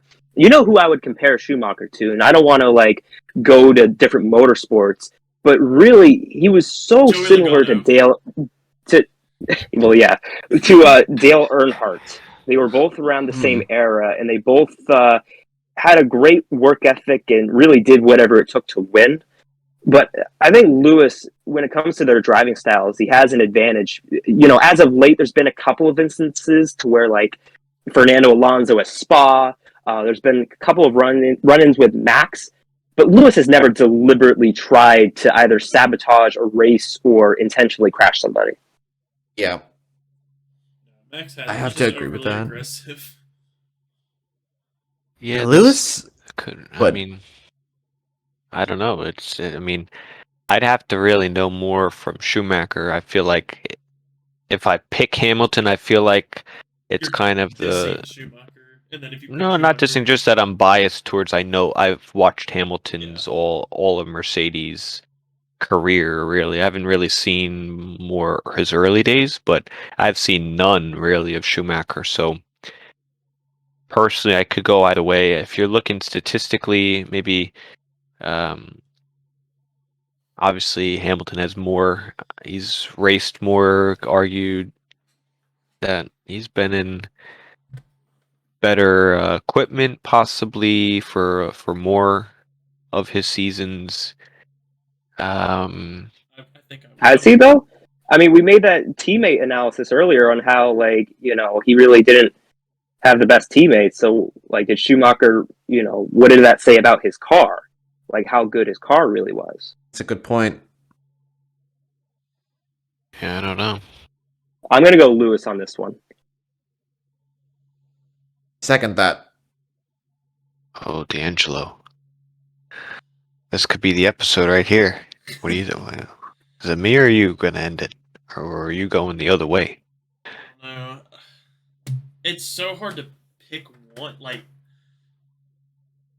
I'm looking at the stats. Like, Lewis has raced in 4 more races, has higher percentage of literally everything. Yeah, although I mean, those last 3 years of Schumacher Mercedes, you'd have to probably throw out. And that would equal them on seasons too, so it would be almost a direct comparison. Yeah. Plus, I still don't think Schumacher gave a shit in his Mercedes days. Yeah, it was more of fun times, fun PR stuff. Could be, yeah, something like that. And the car wasn't really there until just literally once he left, and then it started to kick on. He left a year, and then hybrid era and domination ensues. I think you'd have to. I'm gonna go just to play it. I'm gonna go with Schumacher. I think when you look at possibly the person who did it first, and to an extent to where it really wasn't there. We talked about Fangio, you know, it was 5 decades between somebody matching 5, and he set it to 7, right? And I don't know, I think in that time period, dominance like that hasn't been a thing. Since then, it's happened a lot more often. We saw with Red Bull with Vettel, Hamilton, Mercedes. You could see it again with Red Bull and Verstappen possibly. But I'm going to go with Schumacher just because of that there. I think nowadays it's more or less very dominated, and the car means so much more. Not saying it, obviously he had a great Ferrari car and Benetton at the time, but I think it was at a time where it was unprecedented, possibly. I'm looking right now at the 2003 F1 This comes standings. down to you, D'Angelo. Yeah, I'm looking at 2003. Rubens only finished 4th in the Drivers' Championship compared to Michael, who finished 1st. So, if you, Yeah. I really think back then it was more about the. Let me go to 2002 because 2002 is regarded as one of the greatest cars of all time. Okay, yeah. Easy 1-2 for a Ferrari, 144.77. Okay, that's fair. I mean, Mercedes had, with even Bottas, a couple Yeah. 1-2s, 19 and 20, right? Schumacher And dominated 2001. Coulthard finished in 2nd. Barrichello 3rd. Let's go to 2000. I mean, Bottas, I think he outperformed this year for Alfa Romeo. I think that car had no business, especially early in the season. He was up, 6 in points? And he ended up finishing top 10 in the standings with that car. He's a good driver, Bottas is. Bottas also, Alfa Romeo has reliability issues because the Ferrari power unit. The Ferrari power unit Ferrari gave them was terrible. And 2000, Schumacher first, Barrichello 4th again. So I honestly have no idea. Lewis has had better teammates, I think, overall. I mean, we just had that whole debate on Prost versus Schumacher, and Seafreeze's biggest point was that Prost had better teammates compared to Schumacher. Now we want to look at it. Well, I mean, that's what it's coming down to right now. And now they want to pull the teammate card. Yeah, Well, I mean, you go with who you want. I think, yeah, it's up to D'Angelo. But if he doesn't know, it would be a 2-1, and I don't know. So I guess it would be Hamilton. But he's got to decide. you could pick Schumacher and end this episode on a tie, and this would be That the could work. biggest 3 hours that someone's been listening to this point to come to a no conclusion. If I do that, we're gonna have to do a coin flip. Part 2. No. We'd have to watch every single race of each driver's career. Oh man. That'd be like a 3-year-long episode. Oh man.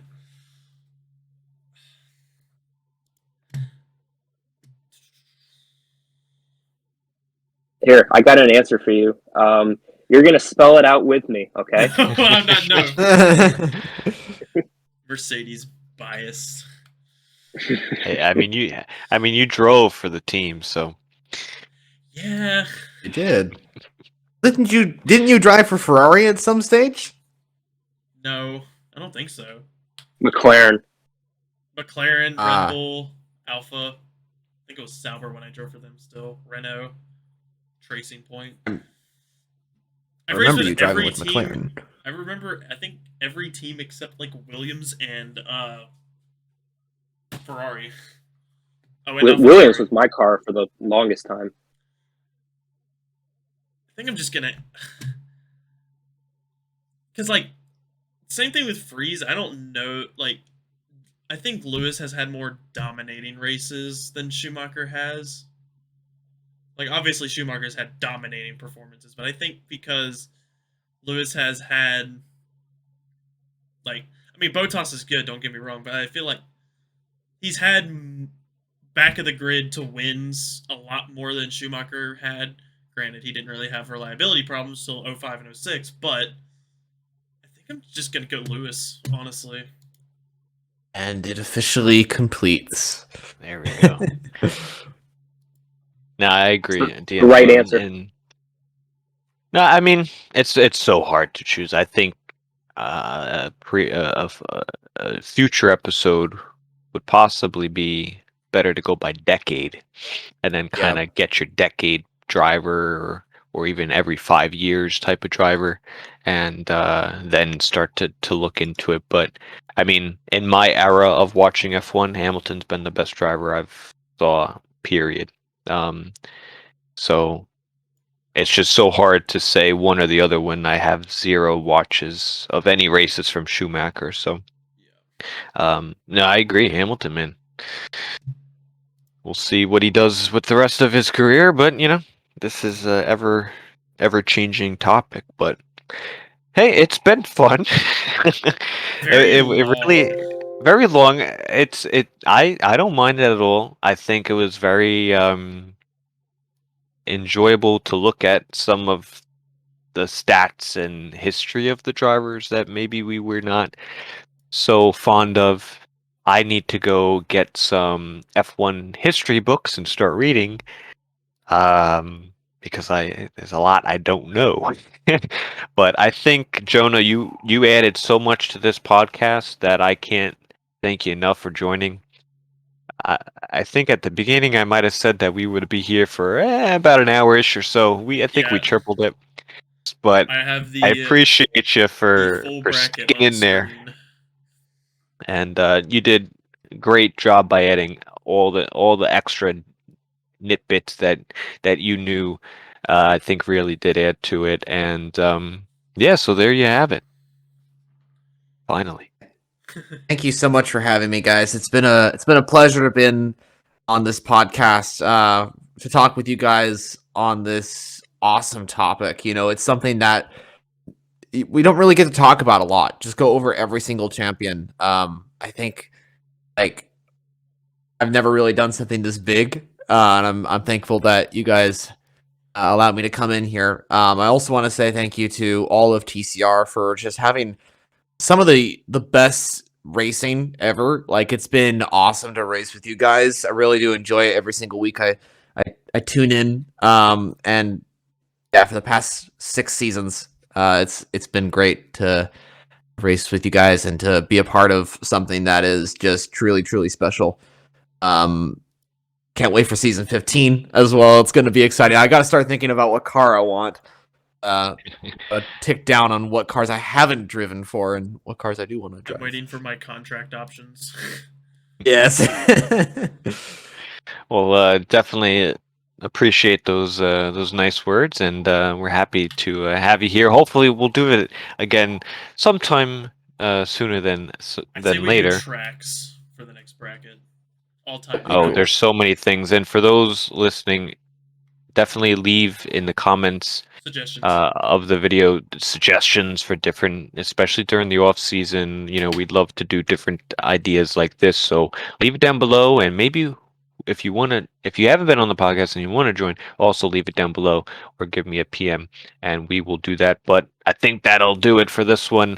Thanks, Cam, to D'Angelo and Jonah, for joining us on this episode.